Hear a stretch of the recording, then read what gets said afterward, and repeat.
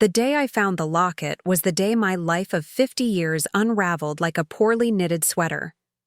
It wasn't in his pocket or hidden in a drawer.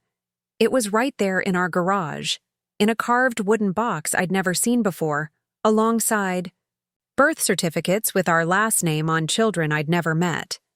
50 years of marriage, and I discovered I wasn't Desmond's only wife. I was just the rich one. Before we jump back in, tell us where you're tuning in from, and if this story touches you, make sure you're subscribed, because tomorrow I've saved something extra special for you. I am Thalia Ashworth, daughter of Ambrose Ashworth, founder of Ashworth Eco-Resorts. Growing up in Cascadia Bay, I never questioned my place in the world. Our family estate overlooked the Pacific, perched on cliffs that seemed to touch the heavens. My childhood was a procession of sailing lessons, private tutors, and charity galas where I learned to smile and nod at the right moments. Money was like oxygen, essential but never discussed. My father built his fortune on the radical idea that luxury and environmental consciousness could coexist. While other hoteliers slashed forests to build concrete monstrosities, he created sustainable havens that blended with their surroundings. By the time I was 20, Ashworth Eco-Resorts dotted coastlines across 3 continents. We weren't just wealthy, we were pioneers, influencers, thought leaders. "Never apologize for excellence," my father would say, gripping my shoulders with his weathered hands. "But remember, Thalia, true wealth isn't what you have. It's what you protect." At the time, I thought he meant the environment. I didn't realize he was warning me. I met Desmond Merrick during my final year at Briarcliff University. He wasn't like the trust fund boys who pursued me with practiced smiles and rehearsed compliments. Desmond was studying marine engineering on scholarship, and when we first met at the university's annual regatta, he barely noticed me at all. "Excuse me, you're blocking my light," he said, not looking up from the nautical map he was annotating. I remember standing there, stunned. No one spoke to me that way, with complete indifference to my last name. "Do you know who I am?" I blurted out, immediately regretting how entitled it sounded. He finally looked up, pushing his wire-rimmed glasses higher on his nose. His eyes were an unusual shade of amber, almost golden in the afternoon sun. "Should I?"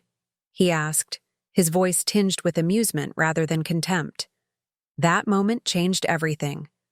For the first time in my life, I was just Thalia. Not an Ashworth, not an heiress, just a girl with windswept hair standing on a dock. I found it intoxicating. Our courtship wasn't quick or flashy. For months, we were just friends who discussed marine conservation over coffee. He showed me detailed sketches of underwater habitats he was designing, structures that could support coral regeneration. His passion was magnetic. When he spoke about ocean currents and ecosystem balance, his eyes lit up with a fervor I'd never seen in my social circles. "The ocean doesn't care about your pedigree," he told me once as we walked along the shore. "It only respects those who understand its power and protect its secrets." I thought it was the most romantic thing I'd ever heard. On our first proper date, I suggested Le Cirque, the most exclusive restaurant in town. Desmond countered with a picnic at the lighthouse. We ate sandwiches as the sun set, and he pointed out constellations, naming each star with confidence. Later, I learned he'd memorized them all that afternoon from a library book. When he finally kissed me, I felt the world shift beneath my feet. His lips tasted like salt and possibility. "I think I could fall in love with you," I whispered against his neck. He pulled back slightly, his expression serious. "Don't think, Thalia. No, I don't want to be something you're trying on." That night, as I drove home in my imported convertible, I realized I'd never had to work for anything in my life. But Desmond would require effort, real, honest effort. And somehow that made him more valuable than anything my family's fortune had ever bought me. Of course, my parents were less than thrilled when I brought him home. Desmond wasn't from our world, and he made no effort to pretend otherwise. He discussed engineering concepts with my father without a hint of deference and complimented my mother's art collection with genuine appreciation rather than obligatory flattery. "He's after your money, darling," my mother said later, her voice low as she twisted her diamond bracelet. "Men like that always are." My father was more measured. "If he makes you happy, that's what matters. But get a prenup. Romance doesn't protect assets." I ignored them both. At 23, I knew everything about love and nothing about caution. We married the following spring in a ceremony that made the society pages despite my desire for simplicity. Desmond looked uncomfortable in his tailored tuxedo but devastatingly handsome. When he spoke his vows, his voice never wavered. I believed every word. "I promise to build a life with you that matters," he said, his eyes locked on mine. "Not because of what you have, but because of who you are." The early years were magical. We bought a Victorian home in Meridian Heights, just close enough to my parents for comfort, but far enough for independence. Desmond's career at Vertex Dynamics flourished. His innovative designs for submarine habitats caught the attention of government agencies and research institutions. I started Lumina Wellness Center, a holistic therapy practice that combined traditional medicine with alternative approaches. "You don't have to work," Desmond reminded me once. "Your trust fund alone could support 10 families." "I want purpose, not just privilege," I replied, and I meant it. The center became my passion, my identity beyond being an Ashworth or Mrs. Merrick. Our greatest shared joy was collecting antique nautical maps and artifacts. We'd spend weekends at estate sales and auctions, Desmond examining the precision of each chart while I gravitated toward the stories behind them. Our home slowly filled with these treasures: framed maps, antique compasses, model ships encased in glass. Each piece represented a journey we'd taken together, a secret only we shared. One night, after hanging a rare 18th century map of the Pacific Northwest, Desmond wrapped his arms around me from behind. "Do you know why I love maps?" he whispered. "Because you're a hopeless navigation nerd?" I teased. He chuckled, his breath warm against my ear. "Because they show all the possible routes but can't tell you which one to take. That choice is still yours." For 50 years, I believed we had chosen the right route together. We never had children, a mutual decision that sometimes ached but felt right for our lifestyle. We traveled extensively, advised my father on expanding the eco-resort business, and became respected fixtures in Cascadia Bay's philanthropic community. Desmond aged well, his dark hair turning a distinguished silver, laugh lines deepening around those remarkable amber eyes. At 73, he still swam every morning, his body lean and strong from decades of discipline. I would watch him from our bedroom window, cutting through the waves with powerful strokes, and marvel that this extraordinary man had chosen me. On our 50th anniversary, we hosted an intimate celebration at the Cerulean Room, the view of the bay at sunset painting everything in shades of gold and blue. Desmond proposed a toast that made even my cynical father dab at his eyes. "To 50 years of discovering the world with you, Thalia," he said, raising his glass. "Every day, every moment, even when the waters were rough, there's nowhere else. I would rather have been than navigating life by your side." 3 weeks after that perfect celebration, I found the box in our garage. I wasn't looking for anything specific that day. Desmond was at a conference in Seattle, his expertise still sought after even as he eased into semi-retirement. I had decided to organize the garage while he was away, a surprise for his return. Behind his workbench, partially concealed by a tarp, stood a small wooden chest I'd never seen before. It wasn't locked. Why would it be? We had no secrets. Or so I thought. Inside lay a collection of items that made no sense in our shared reality. A woman's locket containing a photo of Desmond decades younger, a bundle of letters tied with faded ribbon, and most damning of all, birth certificates for two children, Eliza and Julian Merrick, born in 1985 and 1988 in Serenity Cove, a small town just 3 hours south of Cascadia Bay. My hands trembled as I lifted their photographs. The girl had Desmond's amber eyes. The boy had his distinctive jawline. Preparing and narrating this story took us a lot of time, so if you are enjoying it, subscribe to our channel. It means a lot to us. Now back to the story. There was no mistaking their parentage. I sat there on the cold concrete floor of our garage for hours. The evidence of Desmond's other life spread around me like shipwreck debris. My mind couldn't process what my eyes were seeing. 50 years of marriage, and I had never once suspected that my husband, my devoted, principled Desmond, was living a double life. The Desmond I knew volunteered at the Marine Research Center. He remembered the anniversary of our first date with flowers. He held my hand during my father's heart surgery and never left the hospital for 3 days. How could that man be the same one who had fathered children with another woman? As the shock began to subside, a strange calm settled over me. I carefully replaced everything in the box except for one item, a recent Christmas card showing the children, now adults, with Sao, their own families. On the back was an address in Serenity Cove and a note. "Visit soon, Dad. We miss you." I returned to our bedroom and opened my laptop. With methodical precision, I began to search for information about Serenity Cove and any connection to my husband.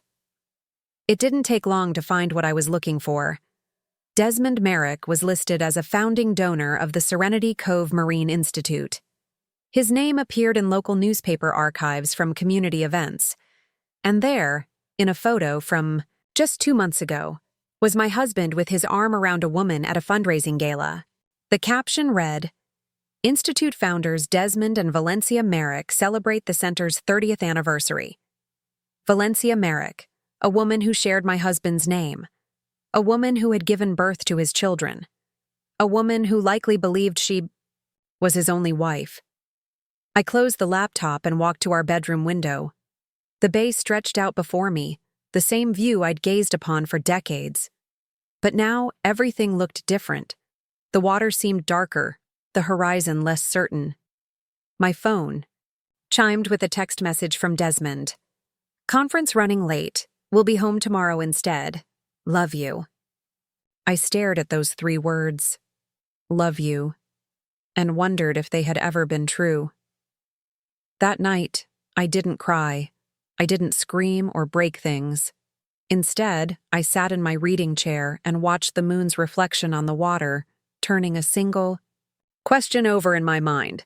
What does one do when 50 years of marriage turns out to be 50 years of deception? By morning, I knew exactly what I needed to do. I wouldn't confront Desmond immediately.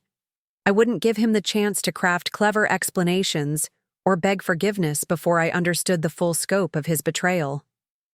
First, I needed to meet the other Mrs. Merrick. I changed into a simple linen dress, applied minimal makeup, and removed my wedding ring for the first time in half a century. The indentation remained, a ghostly circle marking what I had lost. I transferred a significant sum to a personal account Desmond couldn't access, packed an overnight bag, and left a note saying I was visiting a friend from college. The drive to Serenity Cove took just under 3 hours. It was a quaint coastal town, smaller than Cascadia Bay but charming in its own right. The Serenity Cove Marine Institute was easy to find, a modern glass and timber structure extending over the water at the end of the main pier. I parked nearby and watched people coming and going. Researchers in casual clothes, tourists with cameras, school groups led by enthusiastic guides. It was nearly noon when I saw her, Valencia Merrick, walking briskly toward the institute entrance. Even from a distance, I could see she was striking, tall and lean with silver-streaked dark hair pulled back in a practical bun. She moved with purpose, stopping occasionally to greet people with warm familiarity. This was the woman who shared my husband. This was the mother of his children. This was the life he had built parallel to ours. I waited until she entered the building, then followed. The lobby featured impressive aquarium displays and interactive exhibits about marine conservation, exactly the kind of work Desmond was passionate about. A young receptionist smiled as I approached. "Welcome to the Serenity Cove Marine Institute. Are you here for a tour?" "Actually," I said, surprised by the steadiness of my voice, "I was hoping to speak with Valencia Merrick. Is she available?" "Do you have an appointment? Dr. Merrick's schedule is usually quite full." She was Dr. Merrick. Of course. She was. "I'm an old friend," I said, the lie bitter on my tongue. "I was just passing through town and thought I'd surprise her." The receptionist hesitated, then picked up the phone. "I'll see if she has a moment. Your name?" "Thalia," I said, deliberately omitting my last name. "Thalia from Briarcliff University." A few minutes later, Valencia Merrick emerged from a corridor, her brow furrowed slightly in confusion. She approached with a polite smile that didn't quite reach her eyes that were dark and intelligent, assessing me carefully. "Hello," she said. "I'm Valencia Merrick. I understand you're a friend from Briarcliff, but I'm afraid I don't recall—" "I'm not from Briarcliff," I interrupted quietly. "I'm from Cascadia Bay. My name is Thalia Merrick. I'm Desmond's wife." The color drained from her face. For a moment, I thought she might faint. Then, composing herself with visible effort, she glanced around the lobby and lowered her voice. "My office, now." I followed her through a labyrinth of corridors to a spacious office overlooking the water. Marine biology textbooks lined the shelves alongside framed photographs. Valencia with Desmond, with their children, with grandchildren I had never known existed.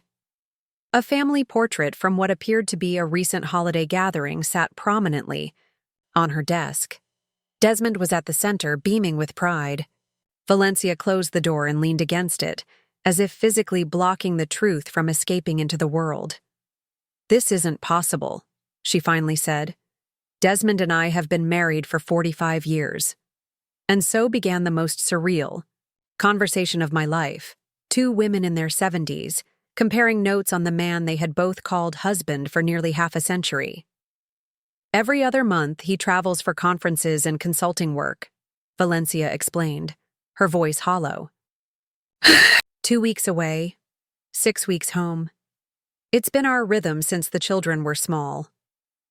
"He tells me the same," I replied. "Except in my version, it's 2 weeks away, 6 weeks home with me."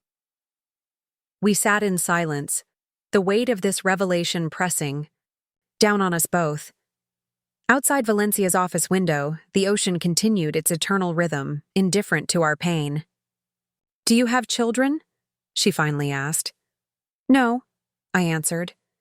He and I, decided against it." A bitter smile crossed Valencia's face. How convenient for him. As the afternoon wore on, we pieced together the intricate architecture of Desmond's deception. He had met Valencia shortly after our marriage, while working on a research project in Serenity Cove. Unlike me, Valencia came from modest means. She had been a brilliant marine biology student working her way through graduate school. "He funded my doctoral research," she explained. "Told me he had family money but wanted to make his own way. Said he was developing underwater habitats and needed a biologist to consult." One thing led to another. 5 years after marrying me, Desmond had married Valencia in a small ceremony by the sea. She never questioned his frequent absences. His work took him all over the world, and she had her own career to build, children to raise. "He gave us a good life," she said, gesturing to the photographs. "He was here for every important moment, birthdays, graduations, holidays. The children adore him." I thought about our childless home in Cascadia Bay, the holidays spent traveling to exotic locations, the freedom we enjoyed without family obligations. Had Desmond planned it all this way? two perfect, separate lives with minimal risk of collision? Did you ever suspect? I asked. Valencia shook her head slowly. There were moments. Inconsistencies in stories, phone calls he'd take outside. But 50 years ago, there was no social media, no easy way to check on someone. And after a while, you stop questioning. You just trust. Trust. The word hung between us like a bad joke. What will you do now? She asked, her voice small yet determined. I looked at this woman, my rival, my unexpected ally, and felt a strange kinship. We had both been deceived by a master manipulator, a man who had compartmentalized his life, with surgical precision for half a century. I don't know yet, I admitted. But I think we should talk to your children, his children, before we decide anything. Valencia nodded slowly. They're both in town this week. Julian lives here with his family. Eliza is visiting from Portland with her husband. Do they know about me? I asked, dreading the answer. No, she said firmly. They believe their father is exactly who he presented himself to be. Just as I had. As I left the Marine Institute that afternoon, my world had fundamentally changed. The man I had loved for 50 years, the man I thought I knew better than anyone, was a stranger to me. Yet somehow, I felt more clarity than I had in decades. I checked into a small bed and breakfast near the harbor, requesting a room with an ocean view. As the sun set over Serenity Cove, I thought about the extraordinary conversation I'd just had with the other Mrs. Merrick. Tomorrow, we would meet again, this time with Desmond's children present. Their world was about to shatter, too. I picked up my phone and saw 3 missed calls from Desmond and a text. Home now. Where are you? Getting worried. For the first time in our marriage, I didn't respond. Instead, I opened my laptop and began transferring funds, documenting assets, and gathering the financial information I would need in the days ahead. The fortune that Desmond had enjoyed access to for 50 years, my family's fortune, the Ashworth legacy, was about to become the instrument of my response. My father had been right all those years ago. True wealth isn't what you have. It's what you protect. And I was finally ready to protect myself. Valencia and I agreed to meet at her home the following morning. She lived in a modest but beautiful cedar-shingled house overlooking the harbor, with a wraparound porch and wind chimes that sang in the sea breeze. It was exactly the kind of place Desmond had always claimed to admire. Authentic, he called it, not ostentatious like those mansions in Meridian Heights. The irony wasn't lost on me that he had happily resided in one of those ostentatious mansions for half a century, while maintaining this idyllic coastal retreat with his other family. I arrived early, parking my rental car a block away to gather my thoughts. The morning fog was rolling in from the ocean, shrouding the fishing boats in ethereal white. For a moment, I considered driving away, returning to Cascadia Bay, confronting Desmond alone, preserving these strangers from the pain I was about to inflict. But that would be another deception, another manipulation. The truth, however brutal, was the only path forward. Valencia opened the door before I could knock, as if she'd been watching for me. She looked different today, her silver-streaked hair loose around her shoulders, her face bare of makeup, her eyes red-rimmed from what I assumed had been a sleepless night. "They'll be here at 10, she said without preamble. I told them it was important family business. I nodded, following her into a sunlit kitchen that smelled of coffee and cinnamon. Family photos covered the refrigerator, holidays, graduations, fishing trips. Desmond featured prominently in most of them, his arm around Valencia or his children, that familiar smile crinkling his amber eyes, the same smile that greeted me each morning in Cascadia Bay. "Did you tell Desmond where you are?" Valencia asked, pouring coffee into a handmade mug. "No," I replied. "He thinks I'm visiting a college friend." "You?" He believes I'm fully occupied with the Institute's annual fundraising gala. He's not due back here for another week. She passed me the coffee. Sugar? No, thank you. Black is fine. We sat at her kitchen table, two elderly women bound by betrayal, sipping coffee and waiting for the next act in this absurd drama to begin. Outside, a hummingbird darted among the fuchsias hanging from the porch, vibrant, purposeful, free. How will we do this? I asked finally. Valencia brushed a strand of hair from her face, a gesture so weary it made my heart ache despite everything. Directly, without emotion, if possible. She attempted a smile that didn't reach her eyes, though that seems unlikely. At precisely 10 o'clock, the front door opened and voices filled the entryway. Warm, familiar greetings between family members who expected nothing more than an ordinary day. "Mom, we're here." A woman's voice, bright and confident. "In the kitchen," Valencia called back, standing straighter, smoothing her blouse with trembling hands. They entered together, a woman and a man in their late 30s or early 40s, both tall like Desmond, both carrying his features in different ways. The woman, Eliza, I presumed, had his amber eyes and quick smile. The man, Julian, had his strong jawline and thoughtful expression. They noticed me immediately, their faces registering polite curiosity. "Oh, hello," Eliza said, extending her hand. "I'm Eliza Merrick Chen. Are you a colleague of Mom's?" I took her hand, feeling the warmth of her skin against mine, seeing Desmond in the angle of her wrist. "No," I said gently. "I'm Thalia Merrick. I'm married to your father." The silence that followed was absolute. Julian froze halfway into a chair. Eliza's hand went slack in mine before she withdrew it sharply. "That's not funny," Julian said, his voice low. "Our parents have been married for 45 years. 45 years, 2 months, and 17 days, I confirmed. "Your father married Valencia on June 12, 1980.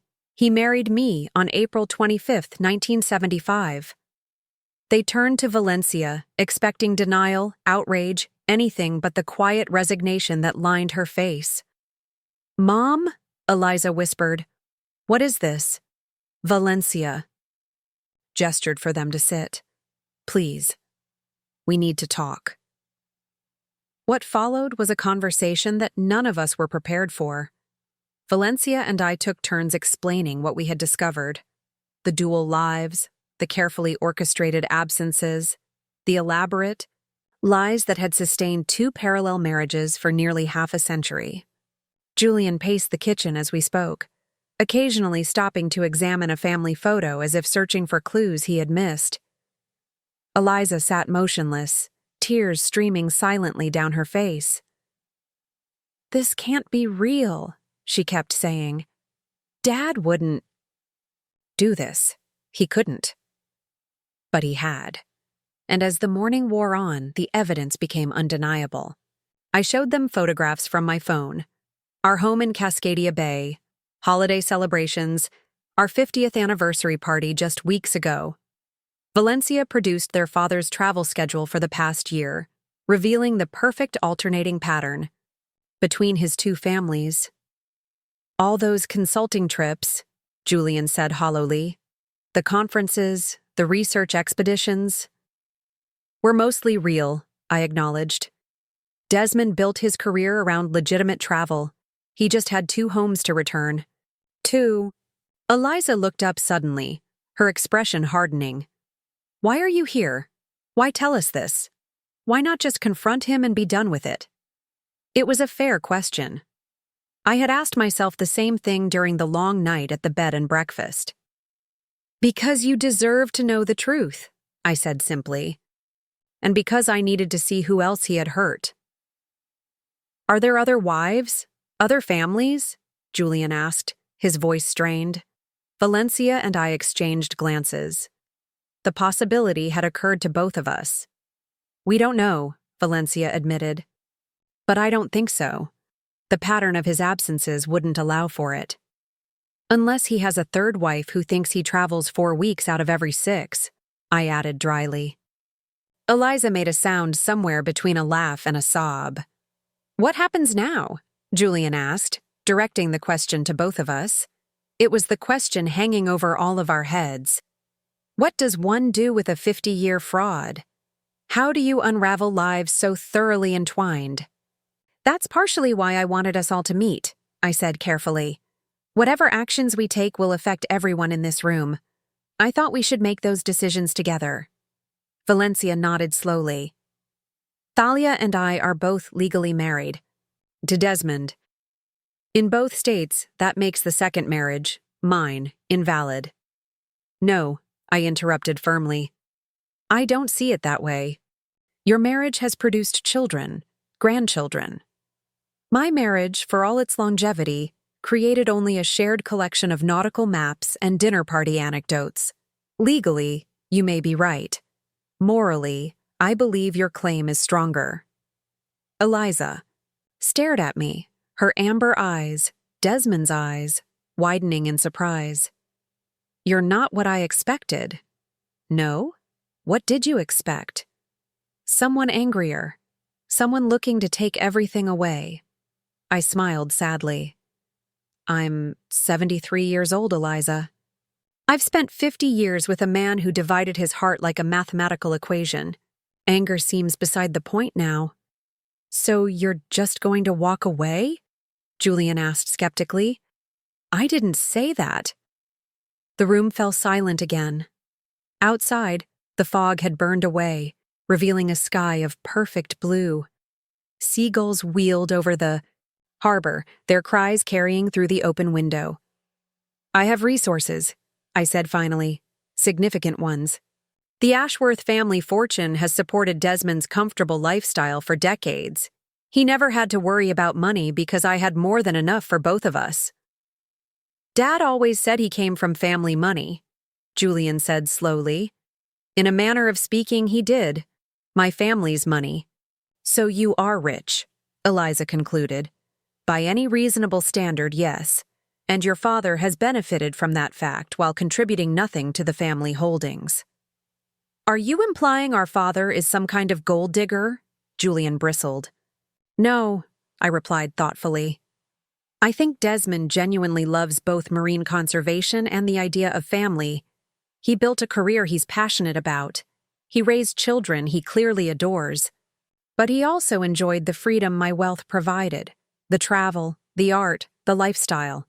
He found a way to have everything he wanted without making difficult choices.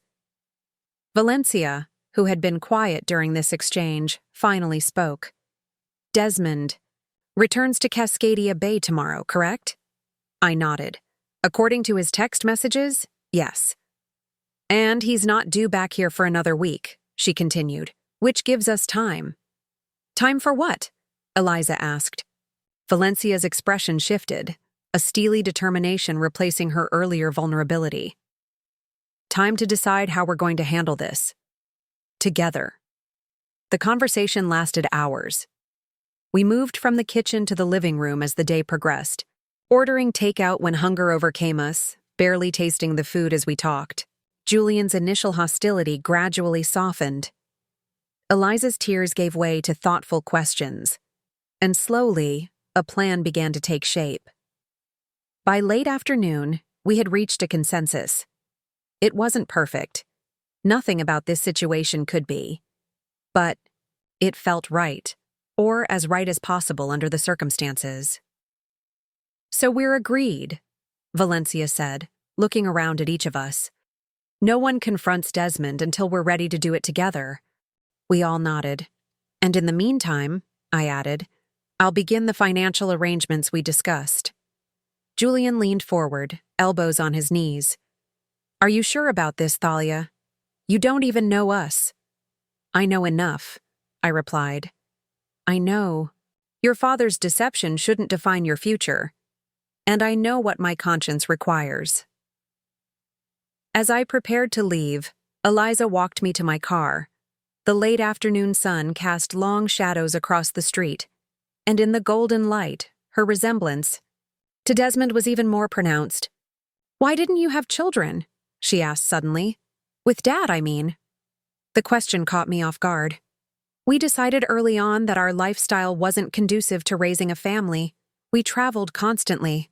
Both had demanding careers. "Did you want children?" I paused, considering the question honestly. "Sometimes." There were moments, watching families at the beach, seeing friends with their grandchildren, when I felt the absence. But Desmond was always so certain it wasn't for us. "Of course he was," Eliza said quietly. "He already had us." I reached out impulsively and squeezed her hand. "He was lucky to have you. Whatever else he did wrong, he got that right." She nodded, blinking back tears, and stepped away from the car. I drove back to my bed and breakfast with a clearer sense of purpose than I'd felt in years.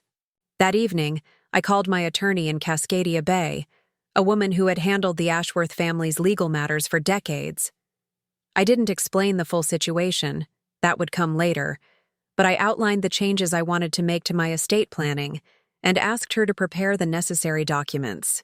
Next, I called my financial advisor and instructed him to liquidate certain investments and prepare for significant transfers. He questioned the sudden changes, as any good advisor would, but I assured him the decisions were carefully considered. Finally, I texted Desmond. "Extended my visit by a few days. Friend is going through a difficult time and needs support. Will explain when I'm home." His response came quickly. "Take all the time you need. Everything okay here. Miss you." I stared at those last two words, "miss you." After 50 years, I could still picture his expression as he typed them, slightly. Furrowed brow, the corner of his mouth lifted in a half-smile. And for the first time, I wondered if he had sent an identical message to Valencia during his absences from Serenity Cove. The thought should have angered me, but instead, I felt an odd detachment, as if I were observing someone else's tragedy. Perhaps that was a mercy of age, the ability to view even personal betrayal with a certain perspective. I spent the next 3 days in Serenity Cove, dividing my time between meetings with Valencia and her children, and quiet walks along the harbor.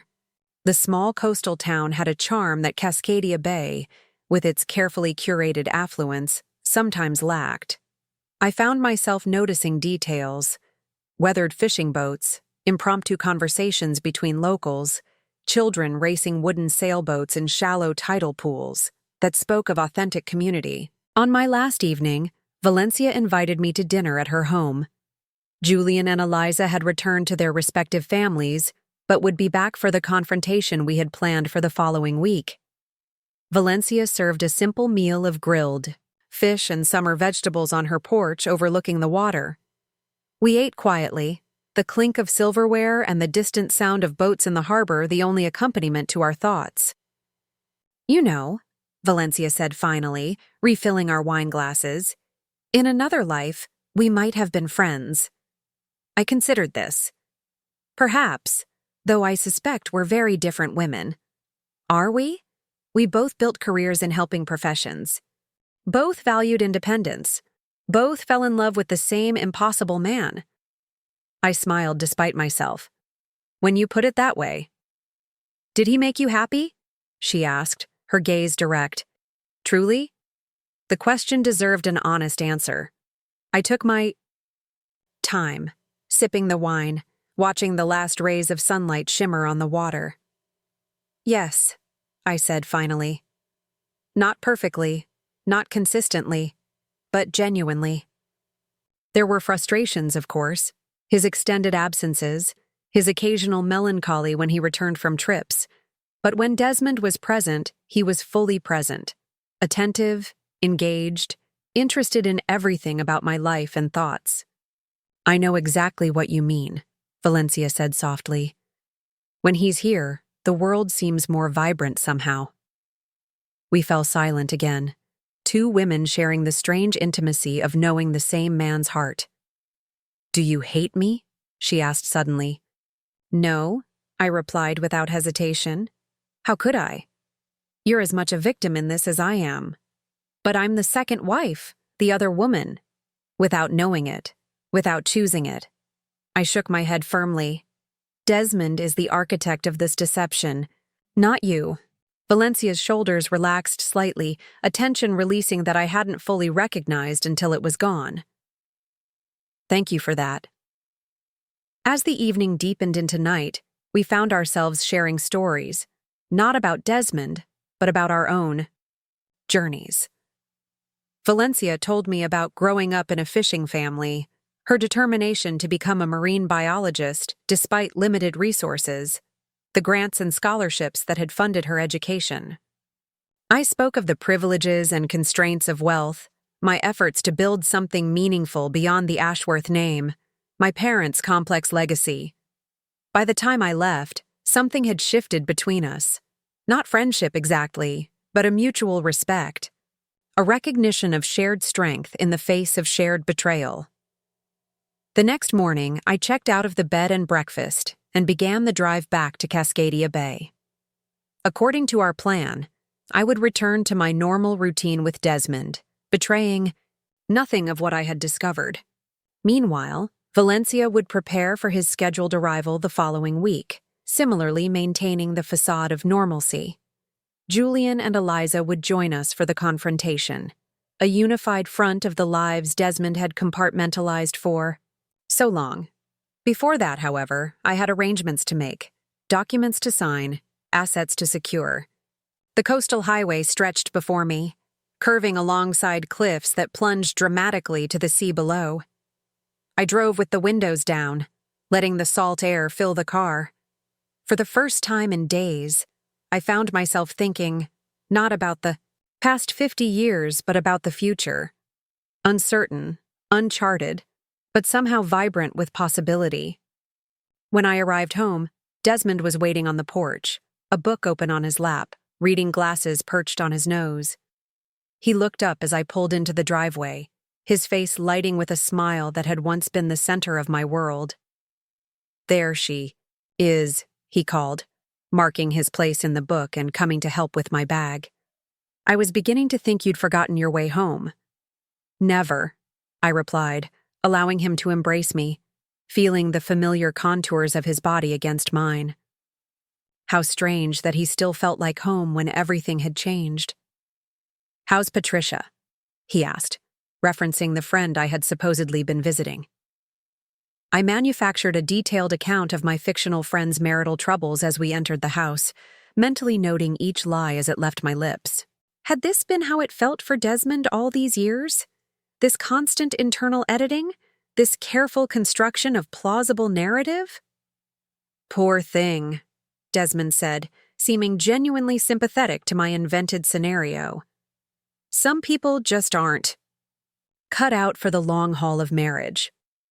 I nearly laughed at the irony, but managed to nod solemnly instead. "Tea?" he offered, heading toward the kitchen. "Please," I replied. And then, because I couldn't resist, I drove through the most charming little town on my way back, Serenity Cove. Have you ever been? If I hadn't been watching for it, I might have missed the infinitesimal pause in his movements, the slight stiffening of his shoulders before he reached for the kettle. Serenity Cove? The name sounds vaguely familiar. Might have passed through once for work. Small fishing village, isn't it? 50 years of marriage had taught me all of Desmond's tells, the way he tugged at his earlobe when stretching the truth, the subtle shift in his voice when constructing a narrative rather than recounting a memory. They were present now, these micro-expressions of deception, so familiar that I wondered how I had never connected them to larger untruths. It's grown quite a bit, apparently. There's a Marine Research Institute there now. Very impressive facilities. He turned to face me, his expression pleasantly interested but carefully controlled. "Is that so? Well, maybe we should visit sometime. You know how I love anything marine-related." I nodded, smiling as if the suggestion delighted me. "I'd like that. It seemed like the kind of place you'd enjoy." For the next 3 days, we fell into our normal routines. Desmond worked in his home office, consulted with colleagues via video conference, and joined me for meals where we discussed current events, books we were reading, plans for the garden. I attended board meetings for the family foundation, visited my wellness center, and had lunch with friends who noticed nothing amiss in my demeanor. At night, I lay beside the man I had married, listening to his steady breathing, wondering if he dreamed of his other home, his other wife, his children, and grandchildren. The intimacy we had shared for 50 years, physical, emotional, intellectual, now felt like a performance, a carefully choreographed dance where only one partner knew the true music. On the morning of the 4th day, I received a text from Valencia. He's booked his usual flight for next Tuesday. Everything proceeding as planned. I deleted the message immediately and continued preparing breakfast. Desmond entered the kitchen, his hair still damp from the shower, and wrapped his arms around me from behind, a gesture he had performed thousands of times throughout our marriage. "What would you think about a trip?" he murmured against my neck.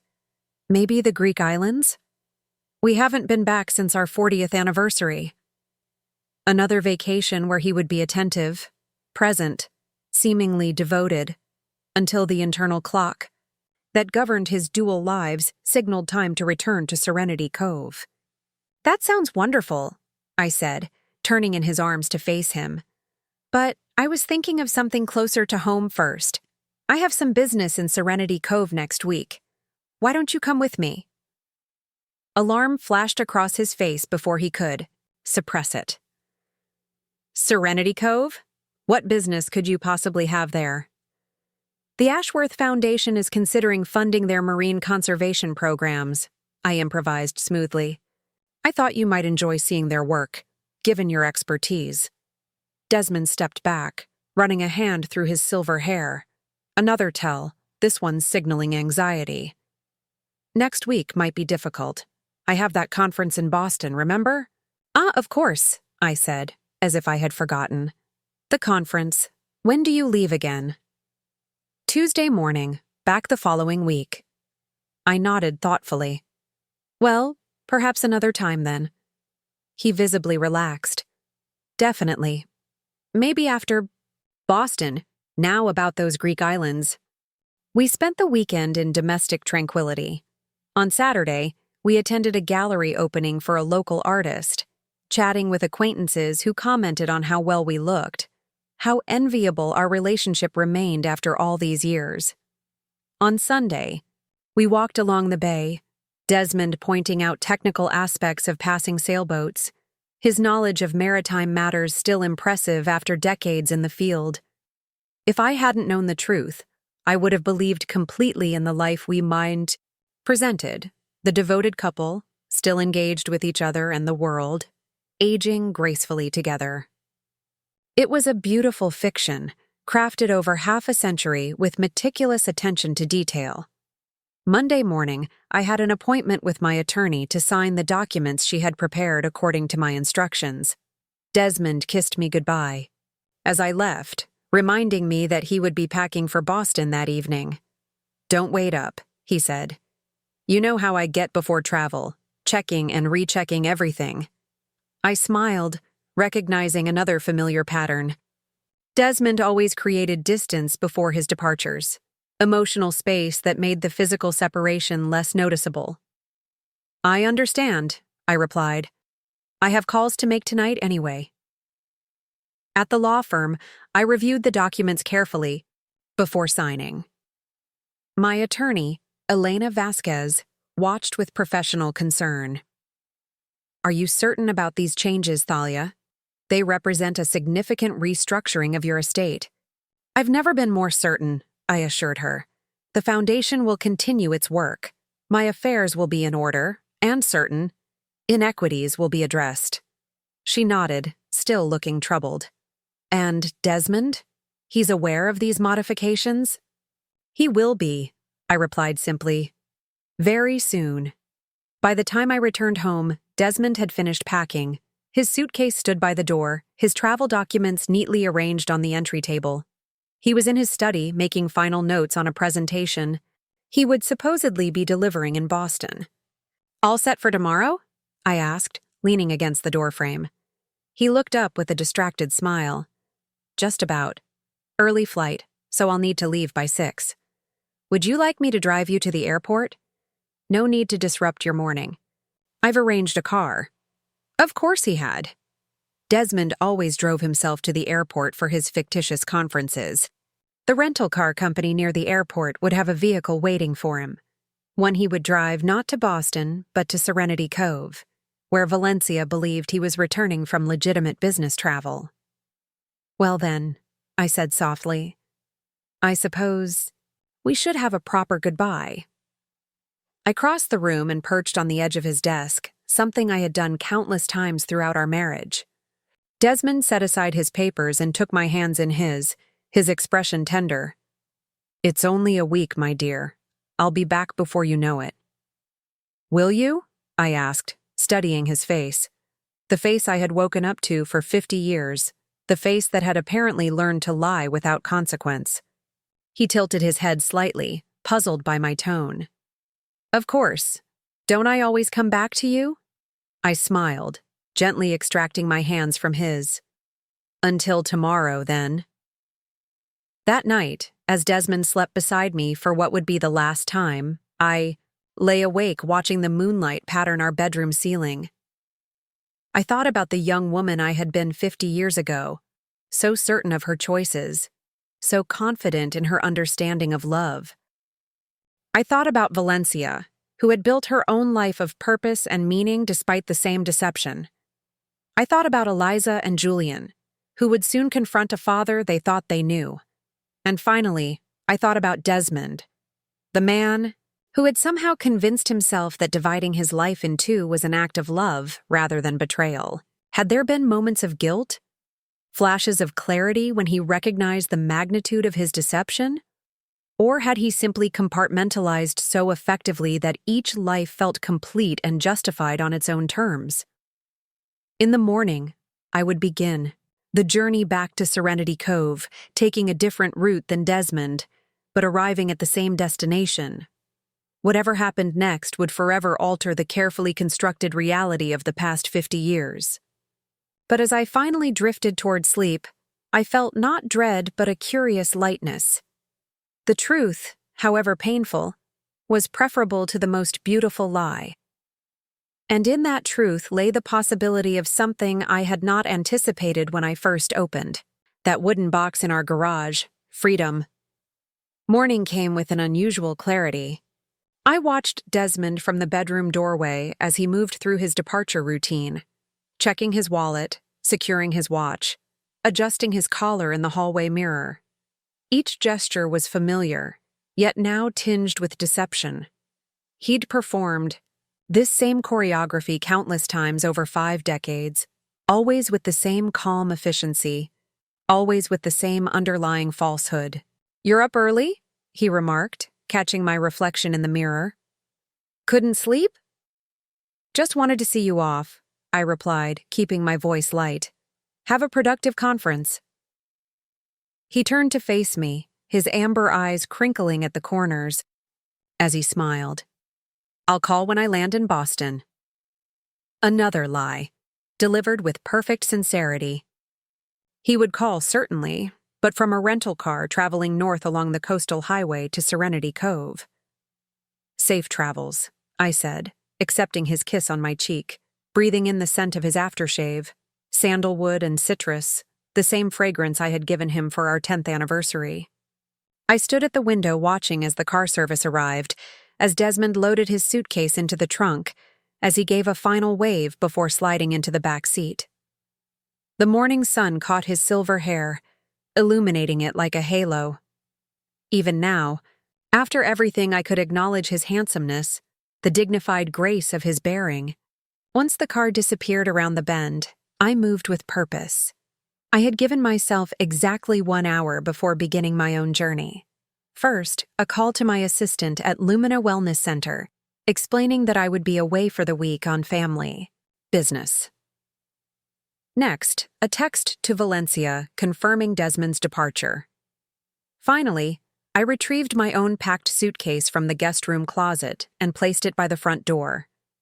Before leaving, I walked slowly through our home, the home we had shared for 50 years.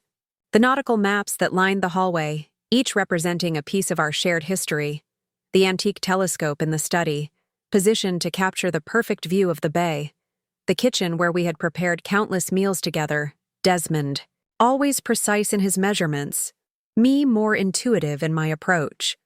In our bedroom, I opened his closet, running my fingers along the row of tailored suits, casual linen shirts, and the collection of sweaters I had given him over the years. On impulse, I selected one, a cable-knit cardigan in deep navy that he particularly favored, and added it to my suitcase. A token, perhaps, of the life we had built, however illusory it might have been. At precisely 8:30, I locked the front door and placed my suitcase in the trunk of my own car. I had chosen to drive rather than fly, wanting the time alone to prepare, mentally, for what lay ahead. The coastal highway stretched before me, the same route Desmond would be taking in his rental car later that day. Would we pass each other on the road? The thought produced an odd flutter in my chest, not anxiety exactly, but a heightened awareness of the surreal situation. Two cars traveling the same highway, carrying a husband and wife bound for the same destination, but occupying entirely different realities. My phone rang as I merged onto the highway. Valencia's name appeared on the car's display screen. "Good morning," I answered, engaging the hands-free system. "I've just left Cascadia Bay."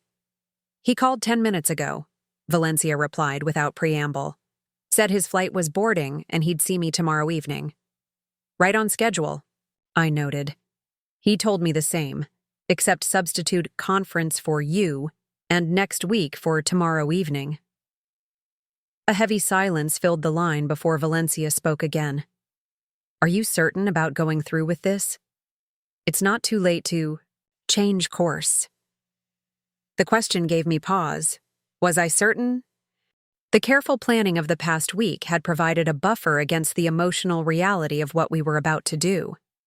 Now, alone on the highway with miles of reflection ahead, doubt crept in at the edges of my resolve.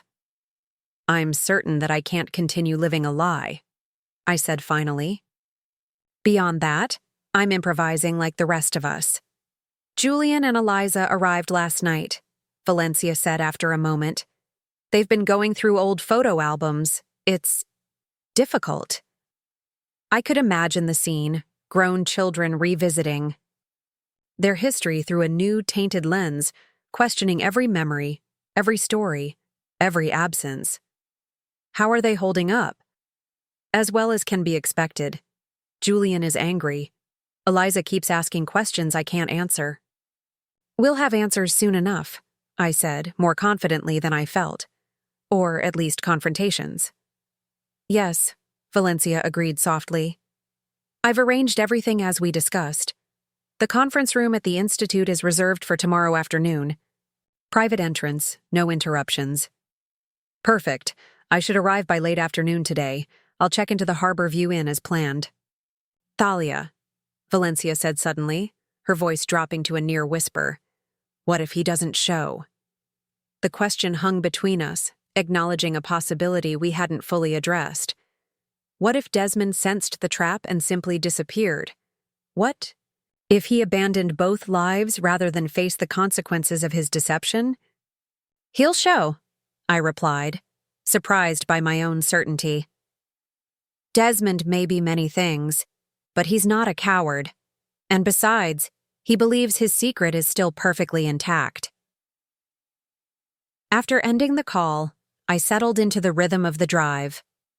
The highway hugged the coastline, revealing spectacular vistas around each bend, towering cliffs, pristine beaches, the endless expanse of the Pacific. Under different circumstances, I might have stopped to admire the view, perhaps even called Desmond to describe a particularly beautiful stretch of shoreline. How many moments like that had we shared over the years? How many sunset walks along the beach? How many impromptu picnics on coastal overlooks? How many storms watched from the shelter of a seaside cafe? Had those experiences been genuine, or merely performances in the elaborate theater of our marriage? The question haunted me for miles, until I gradually realized I was approaching it all wrong. The experiences themselves had been real. The sunsets, the waves, the shared meals and conversations. What was false was the context, the assumption of exclusivity and honesty that should have framed those moments. By early afternoon, I was nearing Serenity Cove. I stopped at a roadside diner for a late lunch, watching fishing boats on the horizon as I absently stirred my coffee. The waitress, a woman perhaps in her 60s, chatted amiably as she refilled my cup. "Just passing? Through or staying a while?" she asked. "A few days," I replied. "I'm meeting family." "First time in Serenity Cove?" I hesitated, strangely reluctant to lie even to this stranger. "Second visit, actually. I was here briefly last week." She nodded approvingly. "People tend to come back. There's something about this place that gets under your skin." She gestured toward the window and the harbor beyond. "Not fancy like some coastal towns, but real, you know?" I did know. In just my brief time there, I had sensed the authenticity Valencia had. Described, a community built around something more substantial than property values and social positioning. "Are you from here originally?" I asked. "Born and raised," she confirmed. "Left for about 10 years in my 20s. Thought I wanted something bigger, more exciting. Came back when I realized what I was missing." "And what was that?" She considered the question seriously, tucking a strand of gray hair behind her ear. "Rootedness, I guess. A place where your history walks alongside you every day." She smiled suddenly, gesturing toward an elderly man entering the diner. "Like Earl there. He taught me to sail when I was 8 years old. Now I'm teaching his granddaughter." That kind of continuity matters. As I continued my drive into town, her words lingered with me. Rootedness, continuity. I had those things in Cascadia Bay, certainly. The Ashworth name opened doors, guaranteed recognition, ensured a certain kind of belonging. But it wasn't the same as what the waitress had described, that organic interweaving of lives across generations. Had Desmond been seeking that when he created his second family? The thought was uncomfortable, but not entirely implausible. Our decision not to have children had been mutual. Yet looking back, I wondered if Desmond had acquiesced rather than truly agreed. Perhaps the life he built in Serenity Cove, with children, grandchildren, community connections, represented desires he had suppressed in our marriage. The rationalization didn't excuse his deception, of course. Nothing could justify 50 years of elaborate lies. But understanding his motivations might help me navigate the confrontation that lay ahead. The Harborview Inn was exactly as Valencia had described it, a refurbished Victorian building overlooking the marina, its blue-gray clapboard exterior weathered by sea air but meticulously maintained. Inside, a cozy lobby featured maritime artifacts and comfortable seating arranged to maximize the harbor view. I checked in under my own name, declining the young receptionist's offer of assistance with my luggage. My room on the 3rd floor provided a panoramic view of the harbor, fishing boats returning with the day's catch, seagulls wheeling above the docks, and in the distance, the glass and timber structure of the Serenity Cove Marine Institute where tomorrow's confrontation would occur. After unpacking, I sent a brief text to Valencia confirming my arrival. Her response came quickly.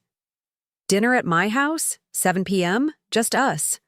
I accepted the invitation, both curious and apprehensive about another evening with the woman who shared my husband.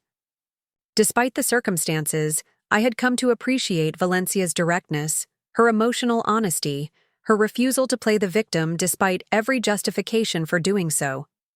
As I freshened up for dinner, my phone chimed with an incoming call.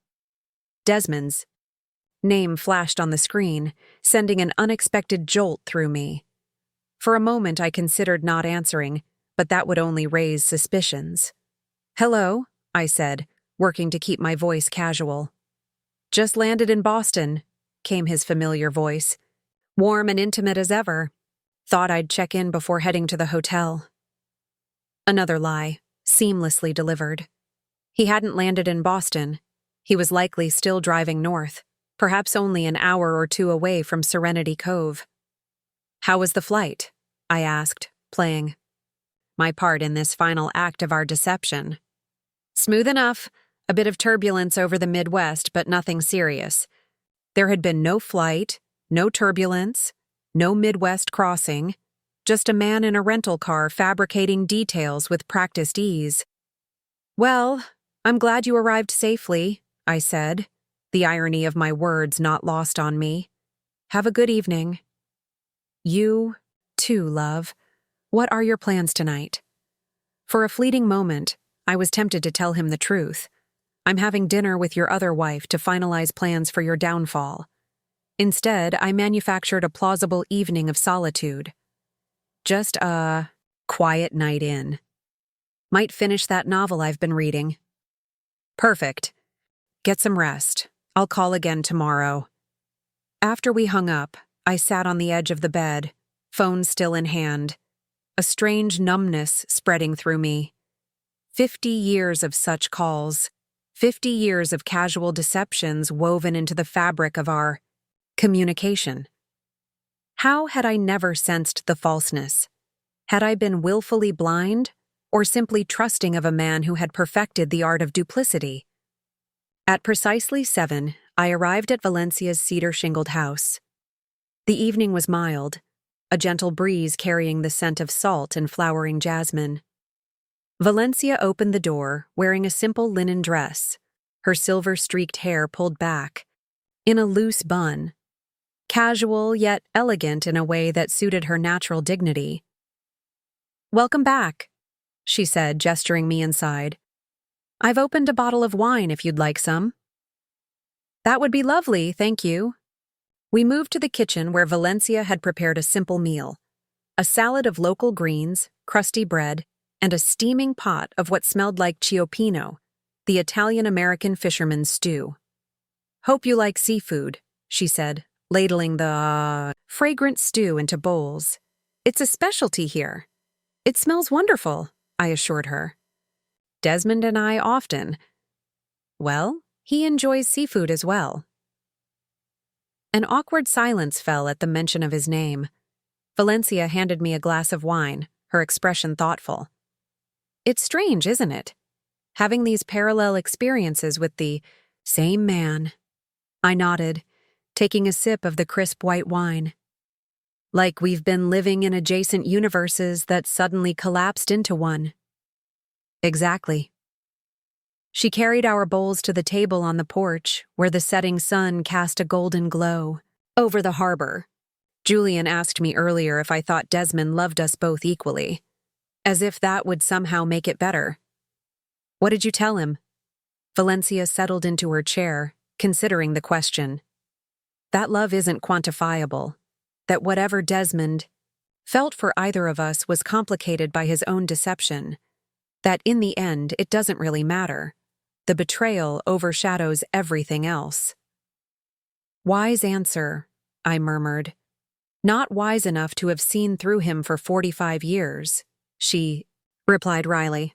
We ate in companionable silence for a few minutes. The only sounds the clink of spoons against bowls and the distant call of seagulls. The stew was delicious, rich with tomatoes, wine, and a variety of seafood that spoke of local harvesting, rather than commercial sourcing. "Did you make this?" I asked. Valencia nodded. "My father's recipe. He was a fisherman before the arthritis got too bad. Taught me everything about selecting seafood, preparing it properly." "It's wonderful," I said sincerely. "In another lifetime, you could have been a chef." She smiled, the compliment clearly pleasing her. "In another lifetime, I might have been many things. But I've never regretted my choices. Marine biology, motherhood, this town." She paused, swirling her wine thoughtfully. "Just my choice of husband." Same, I admitted. Though I wonder sometimes if I would have accomplished more without Desmond and the comfortable life we built. It's easy to grow complacent when you have everything you think you want. And now? Valencia asked. What do you want now, Thalia? The directness of her question took me by surprise. What did I want? Revenge? Justice? Freedom? Some combination of all three? Honestly, I'm not entirely sure, I replied. Closure, I suppose. And then, space to reimagine the next chapter of my life. I'm 73, not dead. There might still be adventures ahead. Valencia raised her glass in a toast. 2 unexpected new chapters. I clinked my glass against hers. And to facing the truth, however uncomfortable. As the sky darkened and stars emerged above the harbor, we continued talking.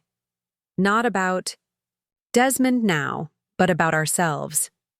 Valencia described her early research on kelp forest ecosystems, her struggles to be taken seriously as a female scientist in the 1970s, her pride in establishing the Marine Institute that had become her legacy. I shared stories of launching Lumina Wellness Center, navigating the complexities of the Ashworth family business, finding purpose beyond the privileges of inherited wealth. By the time I left around 10 o'clock, I felt an unexpected kinship with this woman who had every reason to see me as an adversary. Despite the bizarre circumstances of our connection, we had found common ground in our responses to betrayal. Not vengeful destruction, but measured recalibration, a determination to salvage dignity and purpose from deception. Back at the Harborview Inn, I found sleep elusive. Tomorrow, Desmond would arrive in Serenity Cove, expecting to step seamlessly into his alternate life as he had done for decades. Instead, he would face the collapse of both carefully constructed worlds. What would that moment be like? How would he explain the inexplicable? What would remain when the elaborate architecture of his dual existence came crashing down? Morning brought no answers, only a heightened anticipation that made ordinary activities, showering, dressing, ordering breakfast, feel surreal in their normalcy. I chose my clothing carefully. A simple but elegant navy dress, minimal jewelry, comfortable shoes. This wasn't a day for statements or distractions. At 11 days, my phone chimed with a text from Desmond.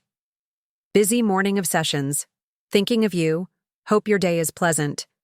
Busy fabricating more lies, I thought, but responded with equal falseness. Enjoy the conference. All quiet here. Just after noon, Valencia texted. He called. Arriving around 3 p.m., meeting set for 4 p.m. at the Institute. Julian and Eliza will meet us there. This was it. The convergence point of 50 years of deception, the moment when parallel lives would collide. I replied with simple confirmation. I'll be there. I spent the intervening hours walking along the harbor, observing the rhythm of life in Serenity Cove. Fishermen unloading their catch, shopkeepers arranging displays, children feeding gulls.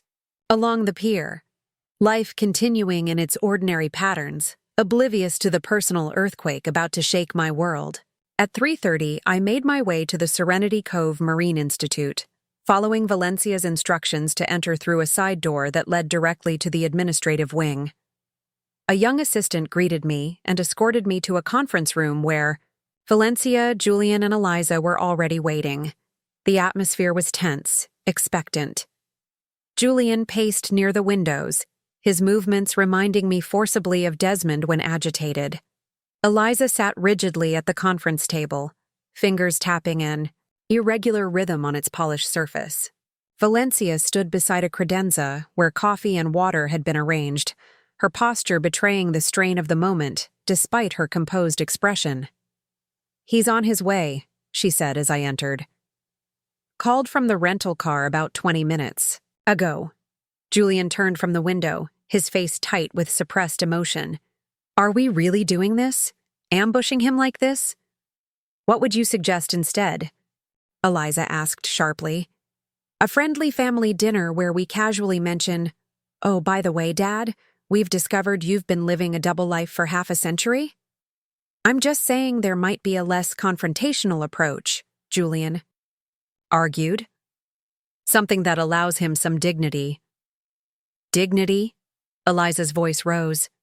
He forfeited that right when he decided to maintain two separate families for decades.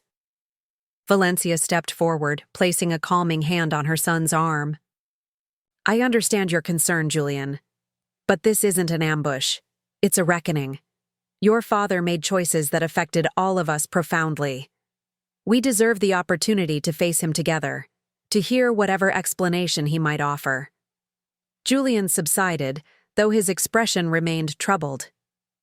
I moved to the conference table, selecting a seat that would allow me to observe both the door and everyone's reactions when Desmond entered. Do we have a plan for how this conversation will proceed? I asked, my practical nature asserting itself even in this emotional maelstrom. Valencia nodded. I thought I would speak first, since he's expecting to see me. Then perhaps you, Thalia, and finally the children if they wish. Beyond that initial structure, I think we need to remain flexible. This isn't a situation any of us has navigated before. A heavy silence descended on the room, broken only by the muted sounds of the Institute continuing its normal operations beyond the closed door. The minutes stretched, tension building with each passing moment. I found myself studying the framed photographs on the wall, marine ecosystems captured in vivid detail, several bearing plaques acknowledging Desmond's contributions to the research.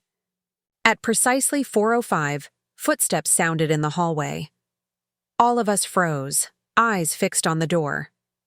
A light knock, then the handle turned, and Desmond Merrick, my husband of 50 years, stepped into the room.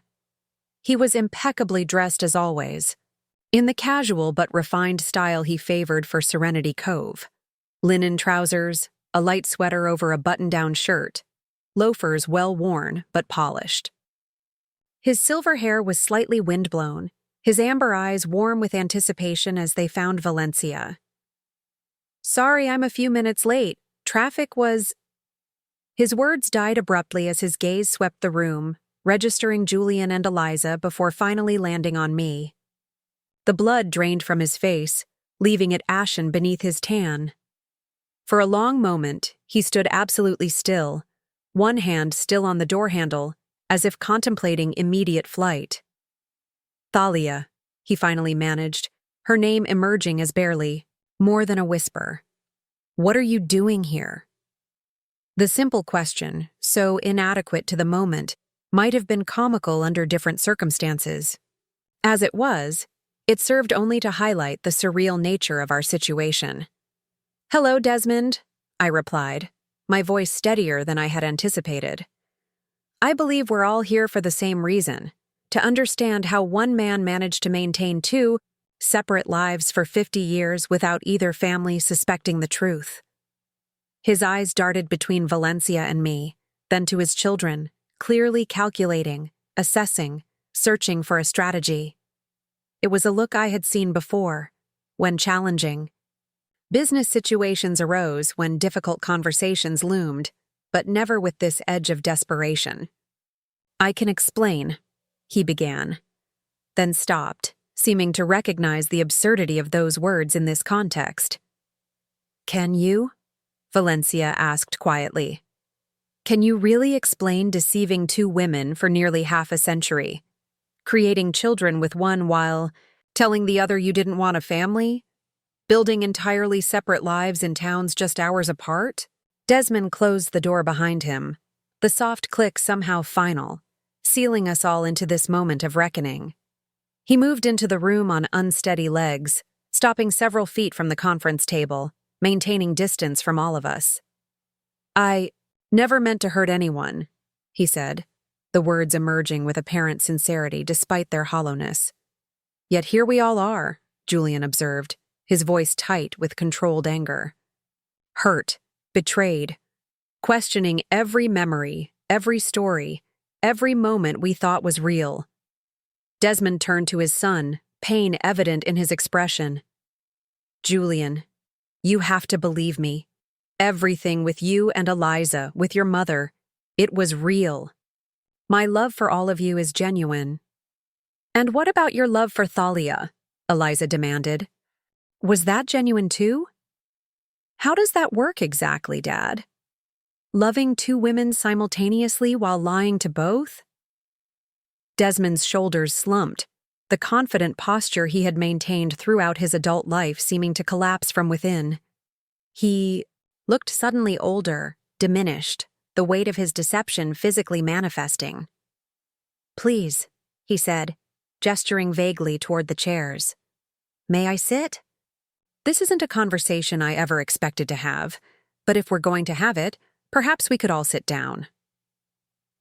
It was such a reasonable request, so characteristic of the Desmond I knew, always seeking to civilize difficult moments, to impose order on chaos.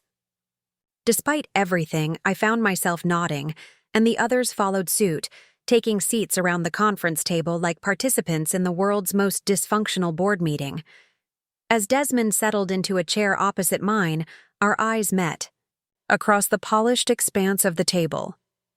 For 50 years I had looked into those amber depths, believing I knew the man behind them. Now I searched for some hint of the person he truly was, the architect of this elaborate deception, the husband who had shared my bed and another woman's with equal commitment, the man who had constructed a life so compartmentalized that it had taken 5 decades to unravel. I'm listening, Desmond, I said quietly. We all are. If you can explain, now is the time. He drew a deep breath, his gaze moving from face to face around the table, lingering on each of us as if memorizing features he feared he might never see again. Then, with a resignation that seemed to settle over him like a heavy cloak, Desmond Merrick began to speak. I never planned for any of this to happen. Desmond's opening words hung in the conference room air, met with silence from the 4 of us seated around the table. His hands trembled slightly as he placed them flat on the polished surface, as if trying to anchor himself to something solid amid the emotional chaos. It began innocently enough, he continued, his voice steady despite his obvious distress. Thalia and I had been married for 5 years when I first came to Serenity Cove for a research project. The marine ecosystems here were relatively unstudied. Then, and the data was crucial for a habitat restoration program I was developing. He glanced at Valencia, whose face remained impassive. I met Valencia at the University Extension Office. She was brilliant, passionate about marine conservation in a way few people were back then. We worked together for weeks before things changed between us.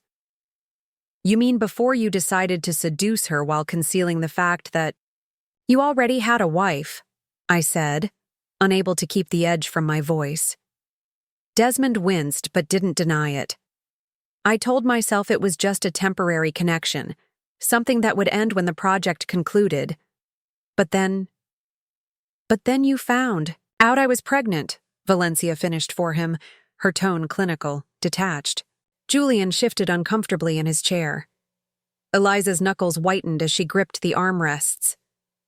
Yes, Desmond admitted, his gaze dropping to the table.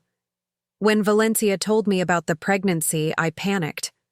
I should have been honest then, with both of you. Instead, I convinced myself there was another solution. A solution where you kept both women, both lives, both identities, I said. How convenient for you. Desmond looked up, meeting my eyes directly for the first time since entering the room. It wasn't about convenience, Thalia. I loved you. Our life together, the foundation we'd built. I couldn't bear to destroy that. But I also couldn't abandon Valencia or my unborn child. So, instead of making a difficult choice, you chose not to choose at all, Julian interjected, his voice tight with restrained anger. You created an elaborate system of lies that lasted half a century. How did you even manage it logistically? Eliza asked, leaning forward. 50 years of juggling two separate lives without either family discovering the truth. It seems impossible. A shadow crossed Desmond's face. Not guilt exactly, but something adjacent to it. Professional pride, perhaps, in the intricacy of his deception. My work provided the perfect cover, he explained. Marine engineering projects took me all over the world. No one questioned when I was away for weeks at a time. I established a consulting business that allowed me to control my own schedule. I maintained separate communications for each life, different phones, different email accounts. Different stories, I added. Different versions of yourself. Desmond nodded slowly. In the beginning, it was exhausting, keeping track of what I'd told to whom, making sure there were no inconsistencies. But over time, it became routine. The transitions grew seamless. I could step from one life into the other without conscious thought. His casual description of this psychological compartmentalization sent a chill through me. Who was this man I had spent half a century with? This stranger who could divide himself so completely? What about finances? Valencia asked. You supported 2 households, helped put our children through college. Desmond glanced at me, then quickly away. Thalia's family wealth made that possible. The Ashworth fortune meant money was never an issue in our household. I could divert significant portions of my income to Serenity Cove without raising suspicions. So you used my family's money to fund your second family, I said flatly. My father was right about you, after all. Confusion flashed across Valencia's face. What do you mean? My father warned me before our wedding that Desmond might be after my money. I defended you vehemently, I said, addressing Desmond directly. I told him you weren't like that you loved me for myself, not my inheritance. I did love you for yourself, Desmond insisted, reaching across the table as if to take my hand before thinking better of it. The money just made everything else possible. His words landed like a physical blow, not a denial, but a confirmation that financial calculation had indeed factored into his deceptions. Did you ever consider ending one of these relationships? Eliza asked, her voice smaller now, vulnerable. Was there ever a moment when you thought about choosing? Desmond's expression softened as he looked at his daughter. There were moments, yes, times when the weight of the deception felt unbearable. But by then, the consequences seemed impossible to face. How could I suddenly tell either of you that our entire relationship had been built on lies? What would that do to you? To Julian? To Thalia? So you continued the charade indefinitely, Julian concluded, planning to take this secret to your grave. I suppose I was, Desmond admitted. It wasn't courage that kept me going, it was cowardice. The fear of losing everyone I loved. A heavy silence followed this confession.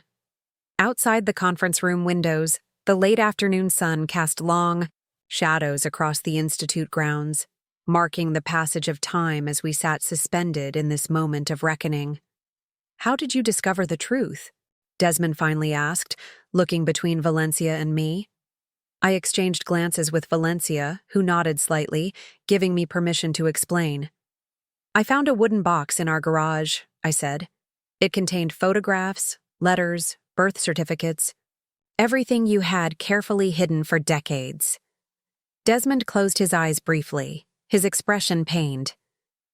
The anniversary box. I usually keep it in a storage unit, but with our 50th celebration, I wanted to add some mementos. I must have forgotten to return it. One small mistake after 50 years of perfect deception, I observed. Impressive in its way. What happens now? Desmond asked, his gaze moving between the 4 faces confronting him. It was the question we had all been building toward, the future that none of us had fully imagined despite our planning. What did happen after a 50-year fraud was exposed? How did we move forward from such a fundamental betrayal? Valencia straightened in her chair, reclaiming the authority she held as director of the institute. Now, Desmond, you listen. You've had 50 years to speak, to shape our realities according to your deceptions. Now it's our turn. She turned to me, an unspoken question in her eyes. We had discussed this moment, preparing for it meticulously, but the final decision remained mine. I nodded once, firmly. Thalia has something to show you, Valencia said. I reached into my bag and removed a leather portfolio containing the documents my attorney had prepared. Sliding them across the table to Desmond, I watched as he opened the folder with visible trepidation. "What is this?" he asked, scanning the first page. "That is a complete accounting of your financial relationship with the Ashworth family holdings," I explained calmly. "As you can see, over the course of our 50-year marriage, you have benefited substantially from my family's wealth while contributing nothing to the principal.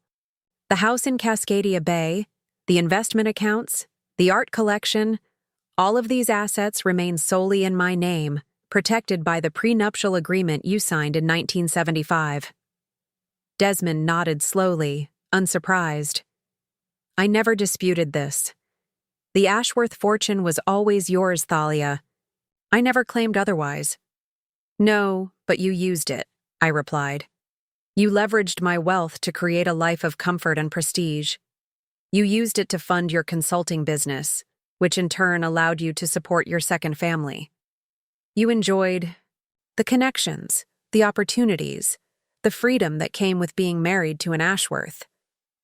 He didn't deny it, simply turning to the next document in the folder. "This," I continued, "is a revised estate plan that I've recently implemented. As you'll see, I've established a trust for Valencia and your children that will provide for their financial security moving forward. A portion of the Ashworth Foundation has been redirected to fund marine conservation efforts in Serenity Cove, ensuring the Institute's work will continue in perpetuity."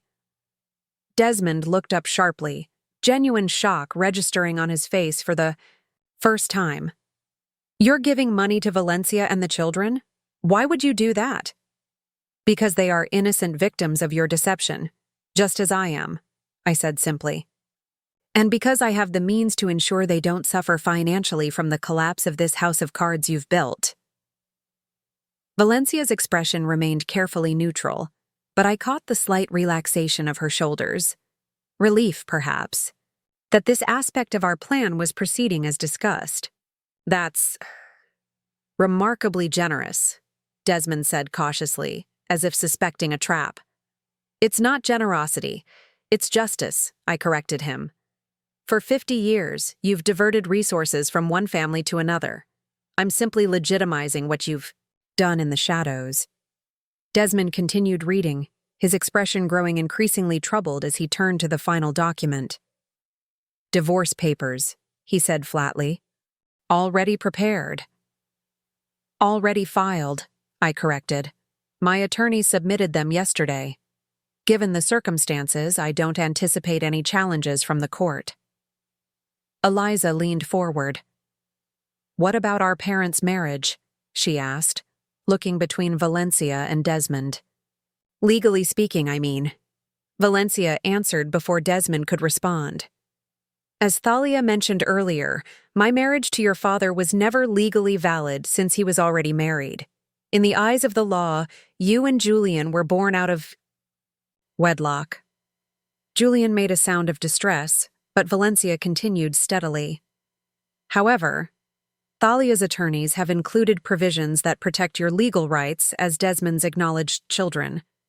Your inheritance from him will be secure, regardless of the status of any marriage."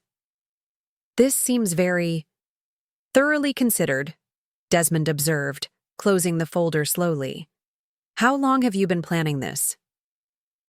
"Since the moment I found the box," I replied. "Approximately 10 days. 10 days, he repeated, shaking his head in apparent wonder. "In 10 days, you've dismantled what I built over 50 years. "What you built was a fantasy, Desmond," I said, my voice gentler now. "A elaborately constructed illusion that couldn't last forever. No deception of this magnitude ever does." He nodded slowly, a man accepting inevitable defeat. Where do we go from here? Practically speaking, I mean. Do I just leave? Both homes? Both lives? It was the question we had wrestled with during our planning sessions. What happened to Desmond himself after the confrontation? None of us had arrived at a perfect answer. That's largely up to you, Valencia said. I have no interest in continuing our relationship, but you are still the father of my children, the grandfather of my grandchildren. Those connections can't simply be erased. And I've already begun the process of separating our lives in Cascadia Bay, I added. The divorce will be finalized as quickly as possible. You may collect your personal belongings from the house next week. I've arranged for you to stay at the Meridian Heights Hotel in the interim. Desmond absorbed this information with a slight nod, his face etched with the gravity of his situation. 5 decades of security and belonging had evaporated in a single afternoon. I understand, he said quietly. Then, with visible effort, may I speak now? Not to justify what I've done, there is no justification, but to explain, if you'll hear me. The 4 of us exchanged glances. It seemed only fair to allow him this opportunity, however inadequate his words might be. Go ahead, Julian said, speaking for all of us. Desmond took a deep breath, gathering himself. When he spoke again, his voice had shed its defensive edge, revealing something raw and vulnerable beneath.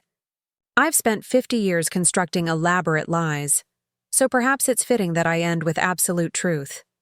The truth is, I loved both of you, Thalia, Valencia, deeply and genuinely.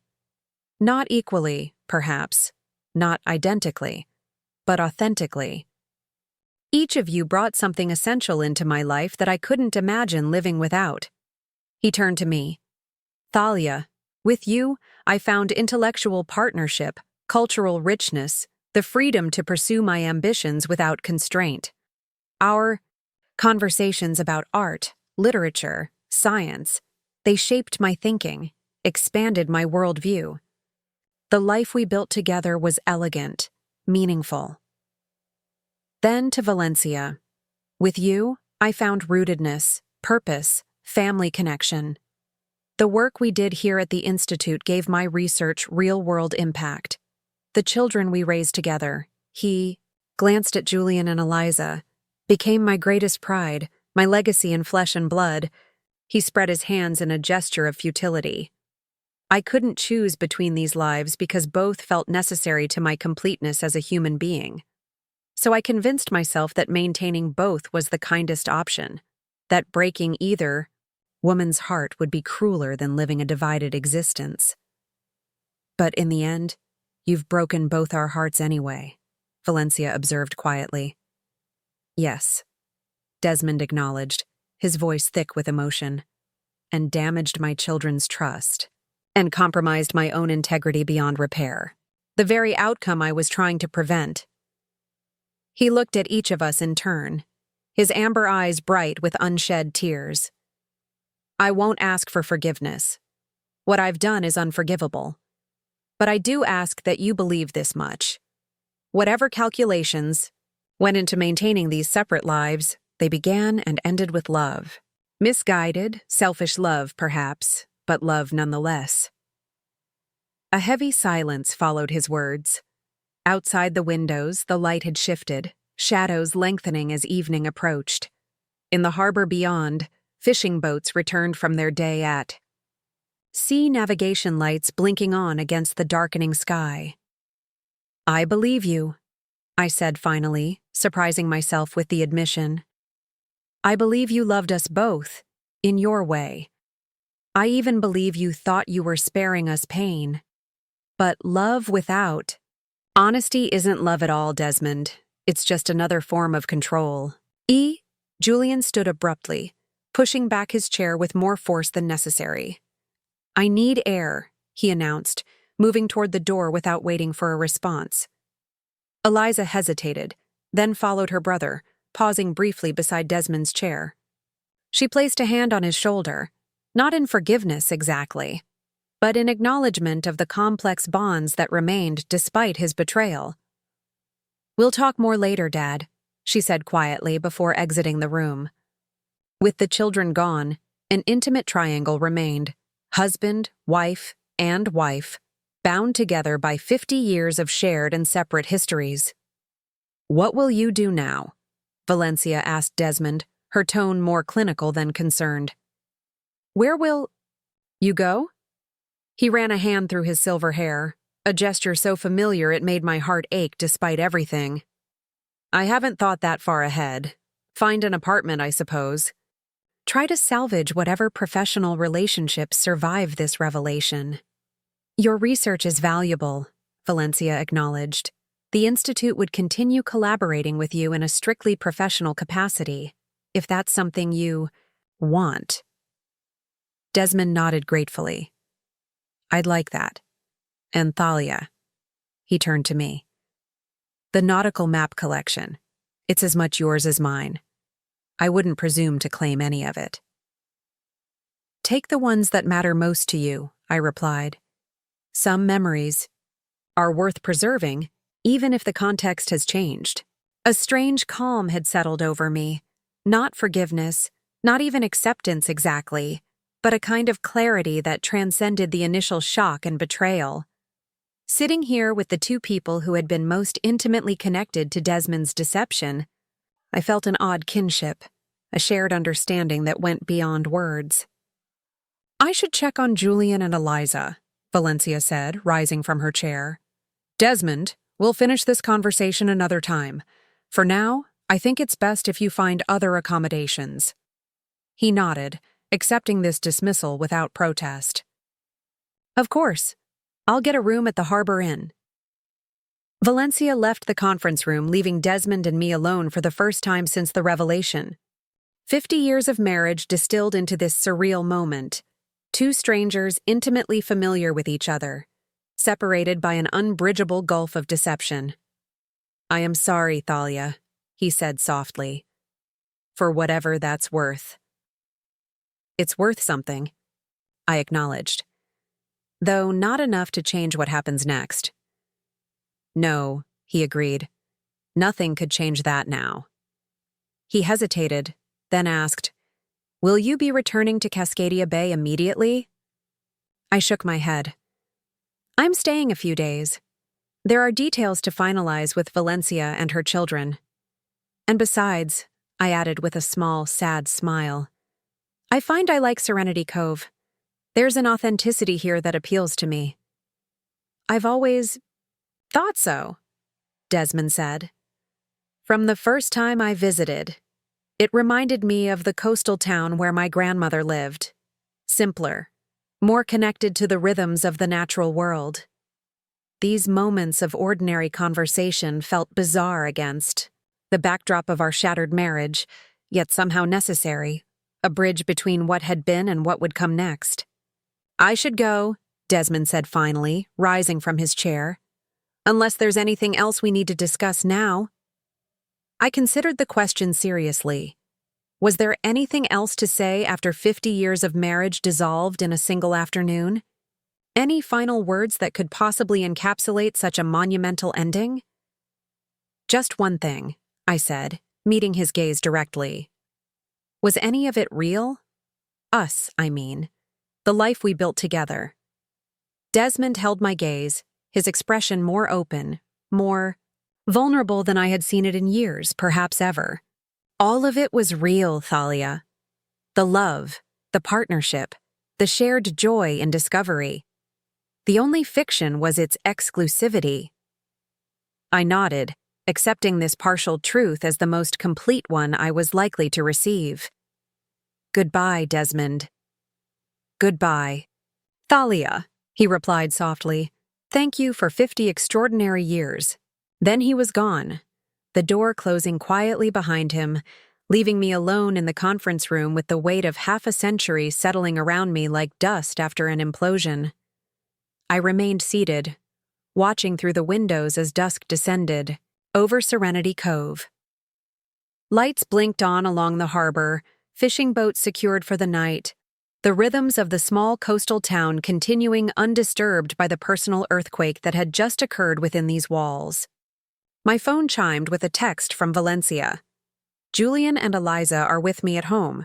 Join us for dinner if you'd like. No pressure." Her kindness touched me deeply. After everything that had transpired, Valencia was extending an invitation, creating space for me within her family circle. I texted back a simple acceptance and gathered my documents, preparing to leave the institute. As I walked through the quiet hallways, I passed displays celebrating marine conservation efforts, research breakthroughs, community education programs, many bearing Desmond's name as a contributor or founding donor. His legacy here was substantial, genuine, important. Just as his contributions to our life in Cascadia Bay had been meaningful, his professional accomplishments significant. How did one reconcile such profound duplicity with equally profound achievement? The man who had deceived 2 women for 50 years was the same man who had advanced marine habitat restoration, who had mentored dozens of young scientists, who had raised 2 children to be thoughtful, compassionate adults. Outside, the evening air carried the scent of salt and jasmine. I paused on the institute steps, breathing deeply, feeling the weight of the afternoon's confrontation begin to lift, slightly.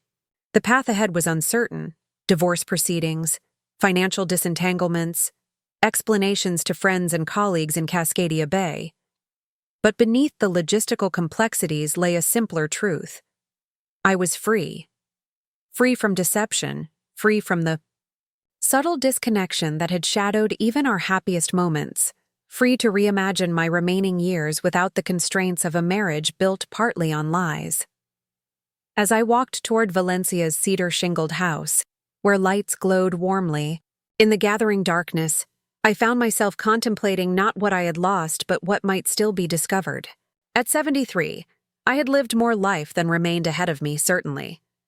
But those remaining years stretched before me now like uncharted waters, intimidating perhaps, but also exhilarating in their possibilities. Valencia opened the door. Before I could knock, her expression a complex mixture of exhaustion and relief. Behind her, I could hear Julian and Eliza's voices from the kitchen, the ordinary domestic sounds of meal preparation continuing despite the extraordinary circumstances. "They're making pasta," Valencia explained with a small smile. "Cooking helps Julian process emotions. Always has since he was a boy." "A useful coping mechanism," I observed, stepping into the warm entryway. "Better than many alternatives." She nodded, taking my coat.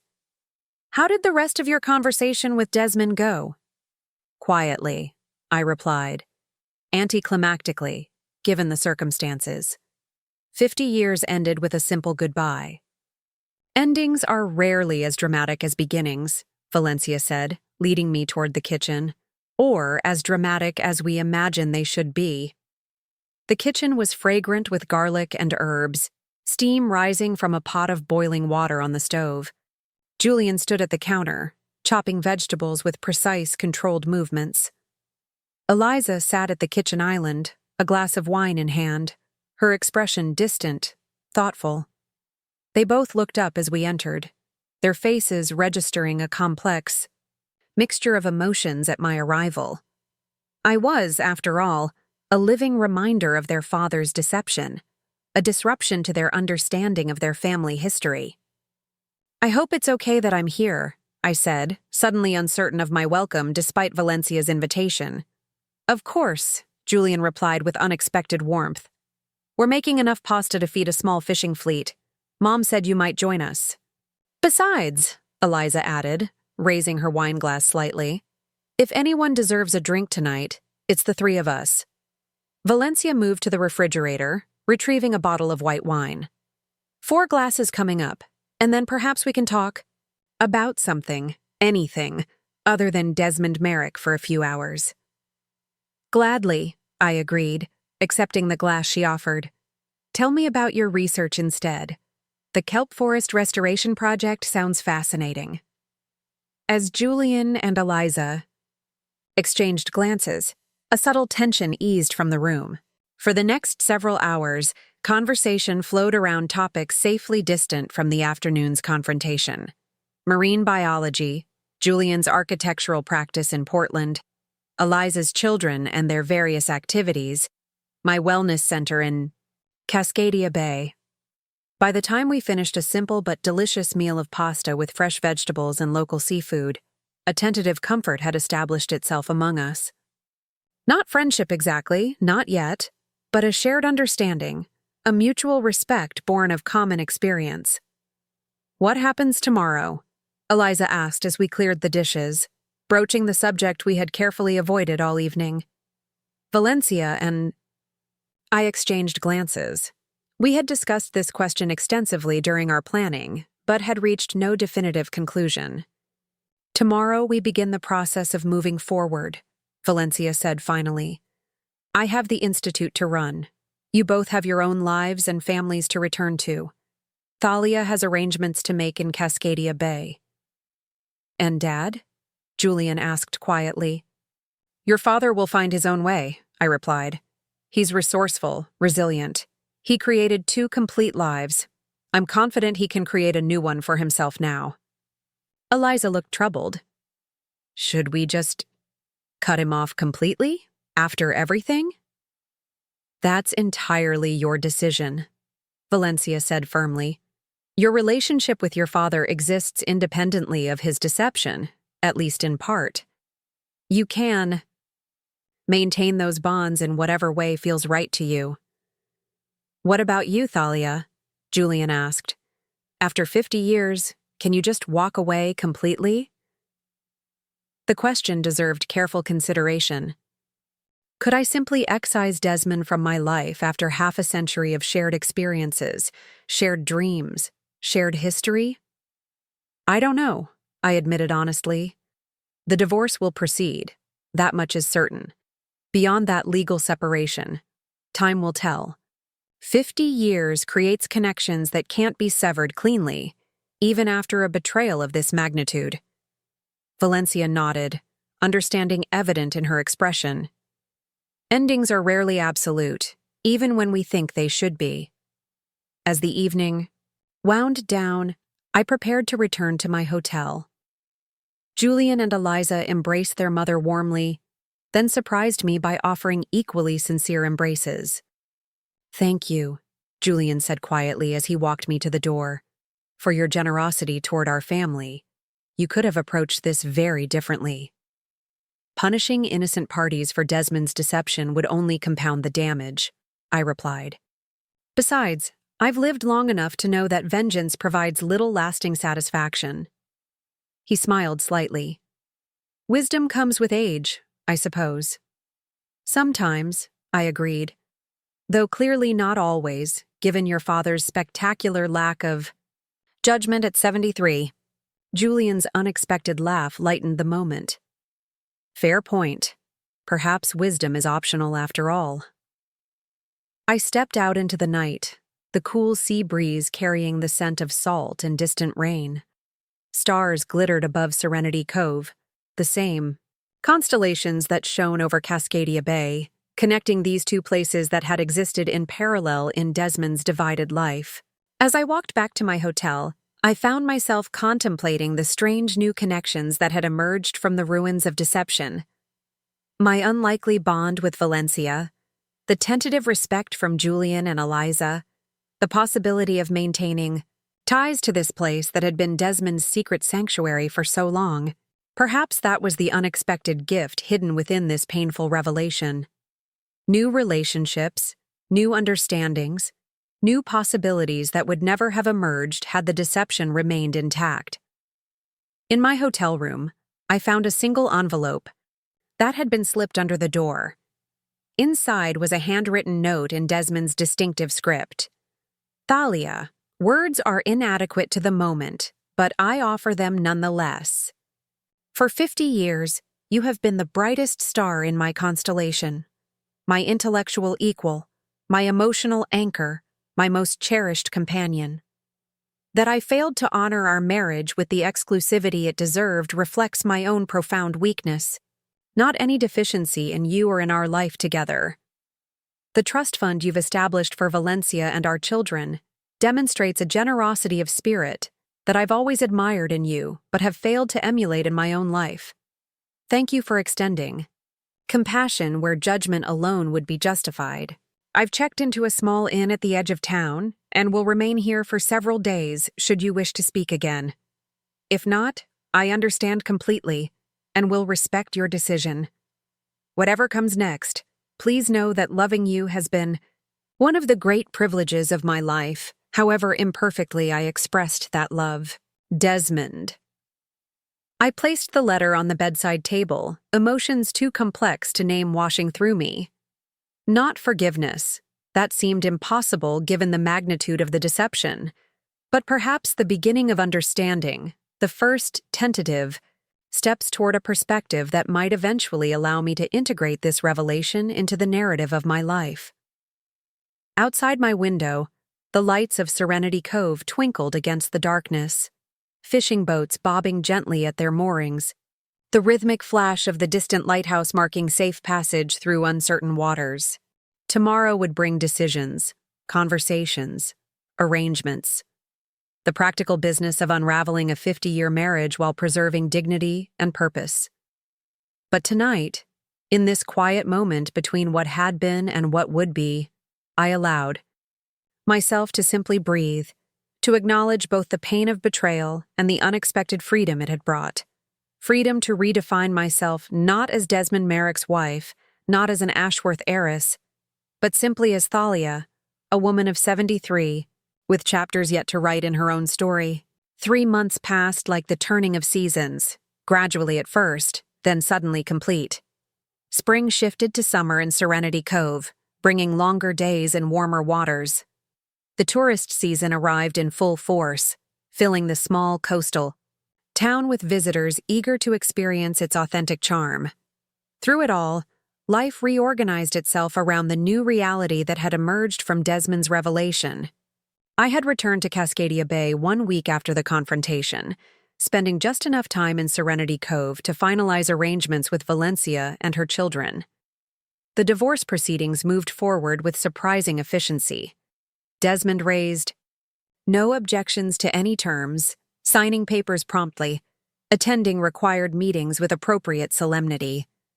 By midsummer, our 50-year marriage was legally dissolved, reduced to signatures on documents and a judge's perfunctory declaration. The house in Meridian Heights felt both emptier and somehow more spacious without Desmond's presence. I found myself rearranging furniture, repainting rooms, making subtle changes that transformed the space from ours to definitively mine. The nautical maps remained on the walls, though I relocated several to different positions, a small assertion of aesthetic independence that felt more significant than it appeared. News of our separation traveled quickly through Cascadia Bay's social circles. I offered a simplified explanation, irreconcilable differences, amicable parting to those who inquired directly. A few close friends received a more honest account, their shocked expressions confirming the effectiveness of Desmond's decades of deception. No one had suspected, not even those who had known us from the beginning. "But you seemed so perfect." "Together!" my oldest friend Vivian had exclaimed over lunch at our favorite waterfront restaurant. "All these years, I never once saw him look at another woman." "He wasn't looking at other women," I had replied with a wry smile. "Just one specific woman who happened to be his other wife." The gallows humor helped, providing a pressure valve for emotions too complex to process otherwise. Anger, betrayal, grief. These feelings ebbed and flowed like tides, sometimes receding enough to allow moments of genuine peace, other times surging with unexpected force when triggered by random memories or associations. One Tuesday morning, I found myself standing in the specialty food market Desmond and I had frequented for decades, staring at a display of artisanal olive oils. He had always handled this particular shopping task, selecting oils with the discernment of a connoisseur. Now I stood alone, bottle in hand, momentarily paralyzed by the absurd realization that I didn't know which variety I actually preferred. Had I ever formed my own opinion, or simply deferred to his expertise all these years? I bought 3 different bottles that day and conducted my own tasting at home, discovering a preference for the grassy Tuscan variety over the peppery Spanish option Desmond had always chosen. A small rebellion, but emblematic of the rediscovery process that now characterized my days. Meanwhile, the financial arrangements I had set in motion continued to unfold. The trust for Valencia and her children was formally established, providing them with security while preserving their dignity. The Marine Conservation Endowment at the Serenity Cove Institute was announced with appropriate ceremony, though I declined to attend the formal dedication, sending a brief congratulatory letter instead. Desmond himself seemed to have vanished from both communities. According to Valencia, with whom I maintained periodic contact, he had resigned from his position at the institute, recommending younger colleagues to continue his research projects. He had vacated his Serenity Cove home, leaving most furnishings for Valencia, but taking personal items and research materials. Rumors placed him in Seattle, then San Francisco, finally settling on Auckland, New Zealand, where a prestigious marine research facility had apparently offered him a position. I neither confirmed nor denied these rumors when they reached me. The truth was, I didn't know Desmond's whereabouts with any certainty, nor did I particularly want to. The man I had married, or thought I had married, no longer existed. Perhaps he never had. On a warm July evening, I sat on my deck overlooking the bay, watching sailboats return to the marina as sunset painted the water in shades of gold and crimson. My phone chimed with an incoming call, Valencia's name appearing on the screen. We had spoken periodically since the confrontation. Brief practical conversations focused primarily on financial arrangements and occasional updates on Julian and Eliza. "Hello, Valencia," I answered, settling deeper into my chair. "How are you?" "Well enough," she replied, her voice carrying the slight raspiness I had come to associate with her. "The summer program at the Institute is in full swing. Students everywhere, all eager to save the oceans overnight." I smiled at the affectionate exasperation in her tone. Youth and idealism, a powerful combination. "Indeed. And how are things in Cascadia Bay?" "Quiet, peaceful. The divorce was finalized last week." A pause, then. "How does it feel, being officially unmarried after 50 years? I considered the question, watching a heron glide low over the water. Strange, liberating, melancholy, all at once. "I understand completely," Valencia said softly. We shared a moment of silence, connected by our parallel experiences across the miles separating Serenity Cove from Cascadia Bay. "I'm actually calling with an invitation," Valencia continued finally. "Julian is opening a new restaurant here in Serenity Cove next month. Sustainable seafood, locally sourced ingredients. He's calling it Tide Pool. The grand opening is August 15th, and he specifically asked me to invite you." The invitation surprised me. Though Julian had been cordial during our interactions following the confrontation, I hadn't expected any continuing connection with Desmond's children. "That's very kind of him," I said cautiously. "But wouldn't my presence be awkward? A reminder of everything that happened?" Valencia's laugh was unexpectedly warm. "Thalia, you're part of this strange story now, like it or not. Besides, your Foundation's Marine Conservation Grant is helping several of the sustainable fishing operations that will supply Julian's restaurant. He considers you something of a patron saint." "Hardly that," I demurred, though the characterization pleased me more than I would have expected. "Let me think about it.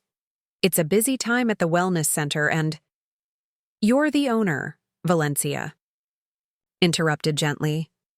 "Surely you can arrange coverage for a weekend. The inn by the harbor has lovely rooms with ocean views. Just consider it, will you?" After ending the call, I remained on the deck as twilight deepened into night, considering Valencia's invitation. Returning to Serenity Cove would mean revisiting the scene of painful revelations, certainly, but it would also mean acknowledging the unexpected connections that had emerged from Desmond's deception, connections that might, in their own way, represent something more authentic than the carefully constructed fiction of my marriage. 2 weeks later, I found myself driving the now familiar coastal highway toward Serenity Cove, the journey feeling almost routine despite the extraordinary circumstances that had first brought me to this route. I had arranged for my assistant, director to oversee the wellness center for the weekend, packed a single overnight bag, and departed Cascadia Bay with a curious mixture of anticipation and trepidation. The Harborview Inn welcomed me like a returning guest, the same young receptionist, smiling in recognition as I checked in. "We've given you room 312 this time," she informed me. "Best view of the harbor, especially for the weekend festivities." "Festivities?" I inquired, signing the registration card. "The Serenity Cove Seafood Festival coincides with the opening of that new restaurant, Tide Pool. The whole harbor will be celebrating all weekend. Perfect timing for your visit." My room indeed offered a spectacular view. Fishing boats bobbing gently at their moorings, strings of lights being hung along the pier, colorful banners announcing the festival fluttering in the sea breeze. Below, workers assembled booths. Along the waterfront, where presumably local vendors would showcase their wares during the weekend's celebrations. After settling in, I texted Valencia to announce my arrival. Her response came quickly. "Wonderful. Julian is at the restaurant, making final preparations. Join us there at 5 for a private tour before the friends and family preview dinner." The restaurant occupied a converted boathouse at the far end of the pier, its weathered exterior preserved but enhanced with large windows overlooking the water. A hand-painted sign featuring a stylized tide pool ecosystem hung above the entrance, the name Tide Pool rendered in elegant blue lettering. Valencia greeted me at the door, looking more relaxed than I had seen her previously, her silver-streaked hair loose around her shoulders, her typical professional attire replaced by a casual linen dress in deep teal. "You made it," she said warmly, embracing me briefly. "Julian will be thrilled.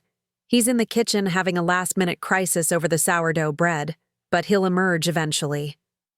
The interior of the restaurant was stunning: polished concrete, floors, reclaimed wood tables, and floor-to-ceiling windows maximizing the harbor view. Maritime artifacts decorated the walls, antique fishing gear, vintage photographs of Serenity Cove's harbor through the decades, scientific illustrations of local marine species. "It's beautiful," I remarked, taking in the carefully curated space. "Julian has a remarkable eye for design. Architecture background," Valencia explained, leading me toward a corner table set with elegant tableware. "Before he discovered his passion for cooking, the combination serves him well in restaurant design." As if summoned by our conversation, Julian appeared from the kitchen, his tall frame now draped in a chef's coat, his expression shifting from stress to genuine pleasure when he spotted me. "Thalia, you came," he exclaimed, crossing the room to greet me. "Thank you. It means a lot." His sincerity caught me off guard. "I'm honored to be included," I replied truthfully. "The space is magnificent." "Wait until you taste the food," Valencia said proudly. "Julian has created a menu that showcases local seafood while supporting sustainable fishing practices. Some of the fishermen supported by your conservation grant are his primary suppliers." Julian nodded, his enthusiasm evident.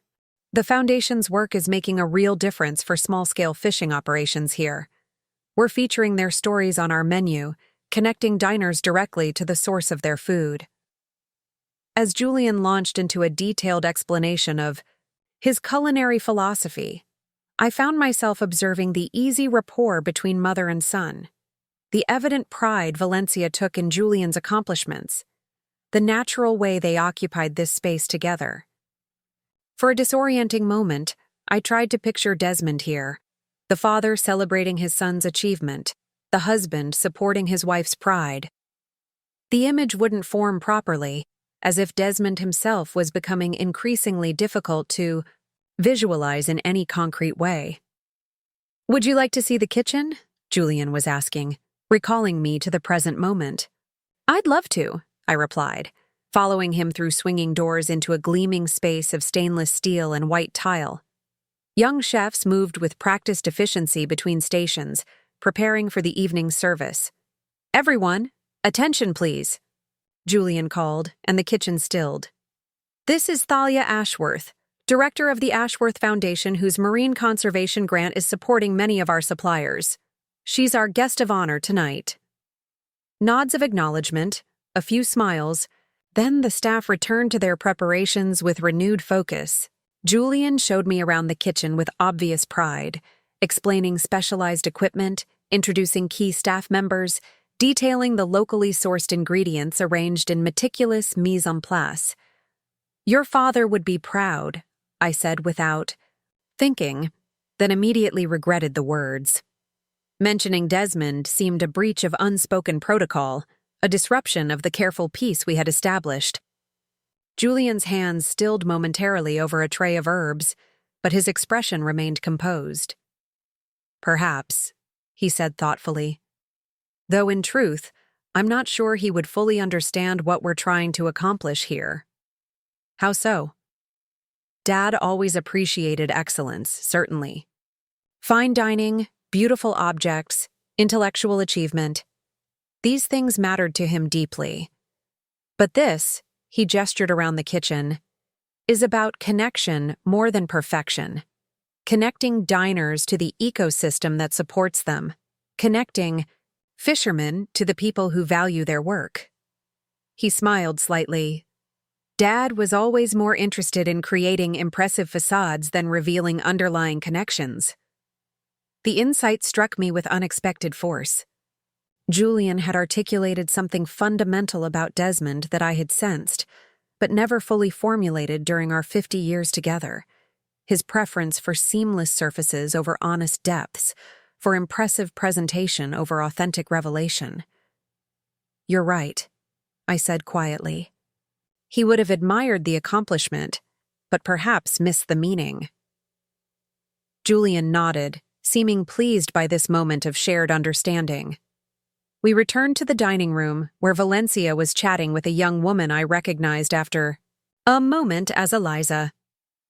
"Look who arrived early," Valencia said, gesturing toward her daughter. Eliza turned, offering a genuine smile of greeting. "Thalia, I hoped you'd come. The Foundation's quarterly report arrived yesterday. The conservation metrics are exceeding all projections. Your team is doing incredible work." "Our team," I corrected gently. "The Institute's expertise is driving the implementation. We're just providing resources." As the friends and family dinner service began, I found myself seated at a table with Valencia, Eliza, and several Institute researchers. The conversation flowed easily: marine conservation challenges, sustainable fishing innovations, Julian's culinary journey. Desmond's absence hovered at the edges of our awareness, but never dominated, a ghostly presence gradually fading from immediacy. The food was exceptional. Delicate seafood preparations that highlighted the natural flavors of local ingredients, artfully presented but never pretentious. Between courses, Julian emerged from the kitchen to explain each dish's connection to specific fishing operations, seasonal harvest patterns, or traditional preparation methods unique to the region. "He's found his calling," Valencia observed proudly as Julian returned to the kitchen after describing a particularly innovative crab preparation. "After everything that happened, seeing him flourish like this, it helps." "You've raised remarkable children," I said sincerely. "That's a victory no one can take from you." Valencia's eyes moistened slightly, but she smiled. "Thank you for saying that. And thank you for everything else. The Foundation's support, the trust, your grace throughout this impossible situation." "We were both deceived," I reminded her. "Finding a way forward that acknowledges that shared experience seems the only sensible approach." As the evening progressed, I found myself increasingly comfortable in this unlikely gathering, connected to Valencia and her children, not by Desmond's deception, but by shared values, mutual respect, and unexpected affinities that had emerged in the aftermath of betrayal. When dessert was served, a delicate lavender panna cotta with local honey and seasonal berries, Julian joined us briefly, accepting compliments on the meal with genuine humility. "Will you stay for the seafood festival tomorrow?" he asked me. "There's a dedication ceremony for the new research vessel funded by your foundation. Mom's giving a speech." I glanced at Valencia, who nodded encouragingly. "I'd be honored to attend," I replied, surprising myself with how genuinely I meant it. Later, walking back to my hotel along the moonlit harbor, I found myself reflecting on the strange new connections that had emerged from the ruins of deception.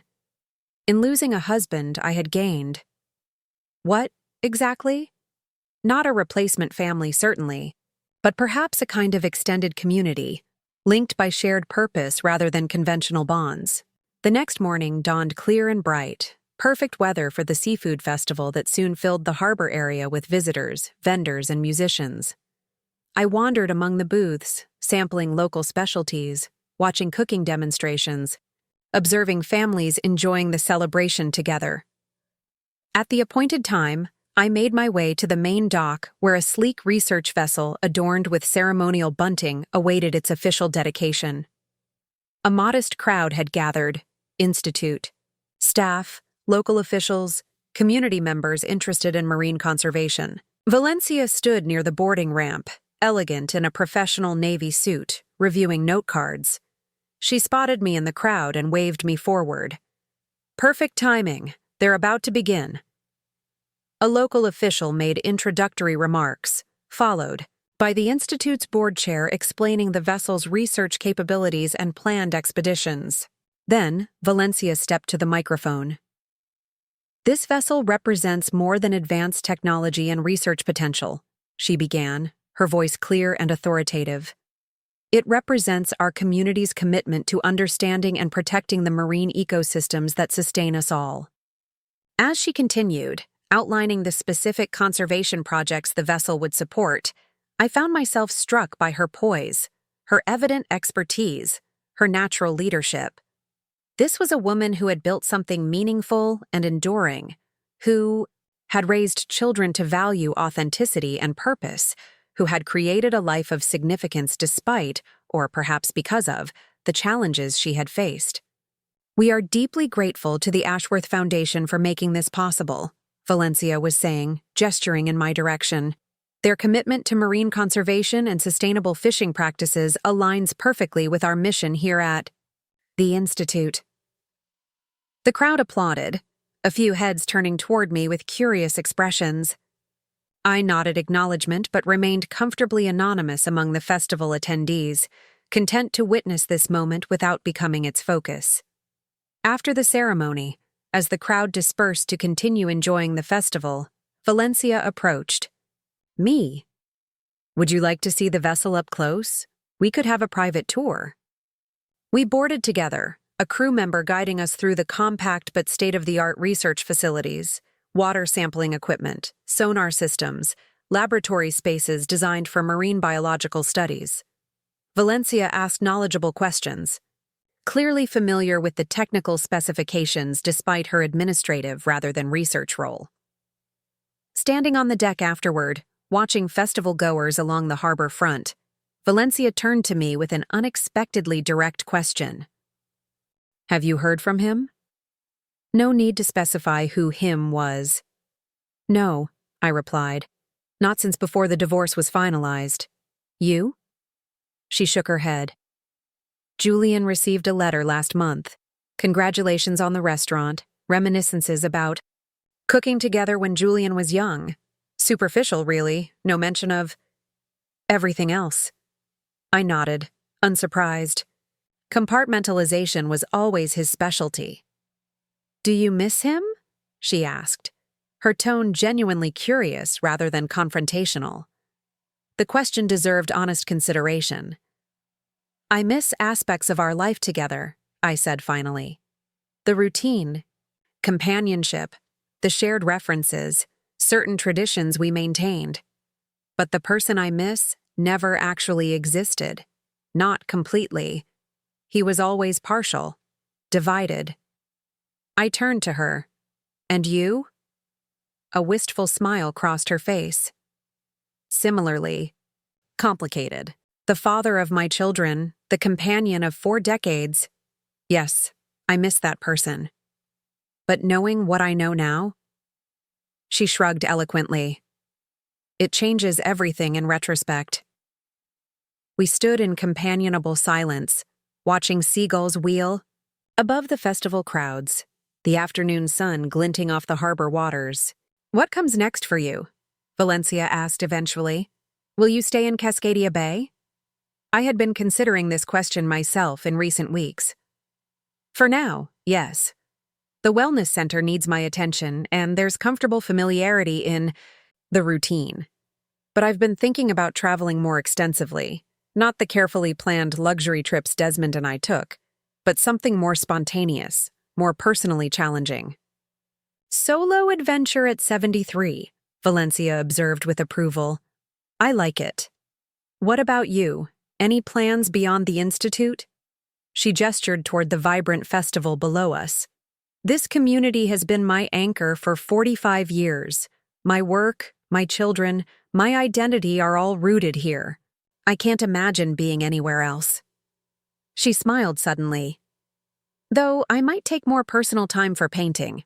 I used to be quite passionate about watercolors before administrative duties consumed my schedule. As we prepared to disembark, Valencia hesitated, then asked, Would you consider joining the Institute's advisory board? Your financial expertise would be incredibly valuable as we expand our conservation programs. The invitation surprised me. You want me formally involved with the Institute? After everything that happened? Because of everything that happened, she corrected.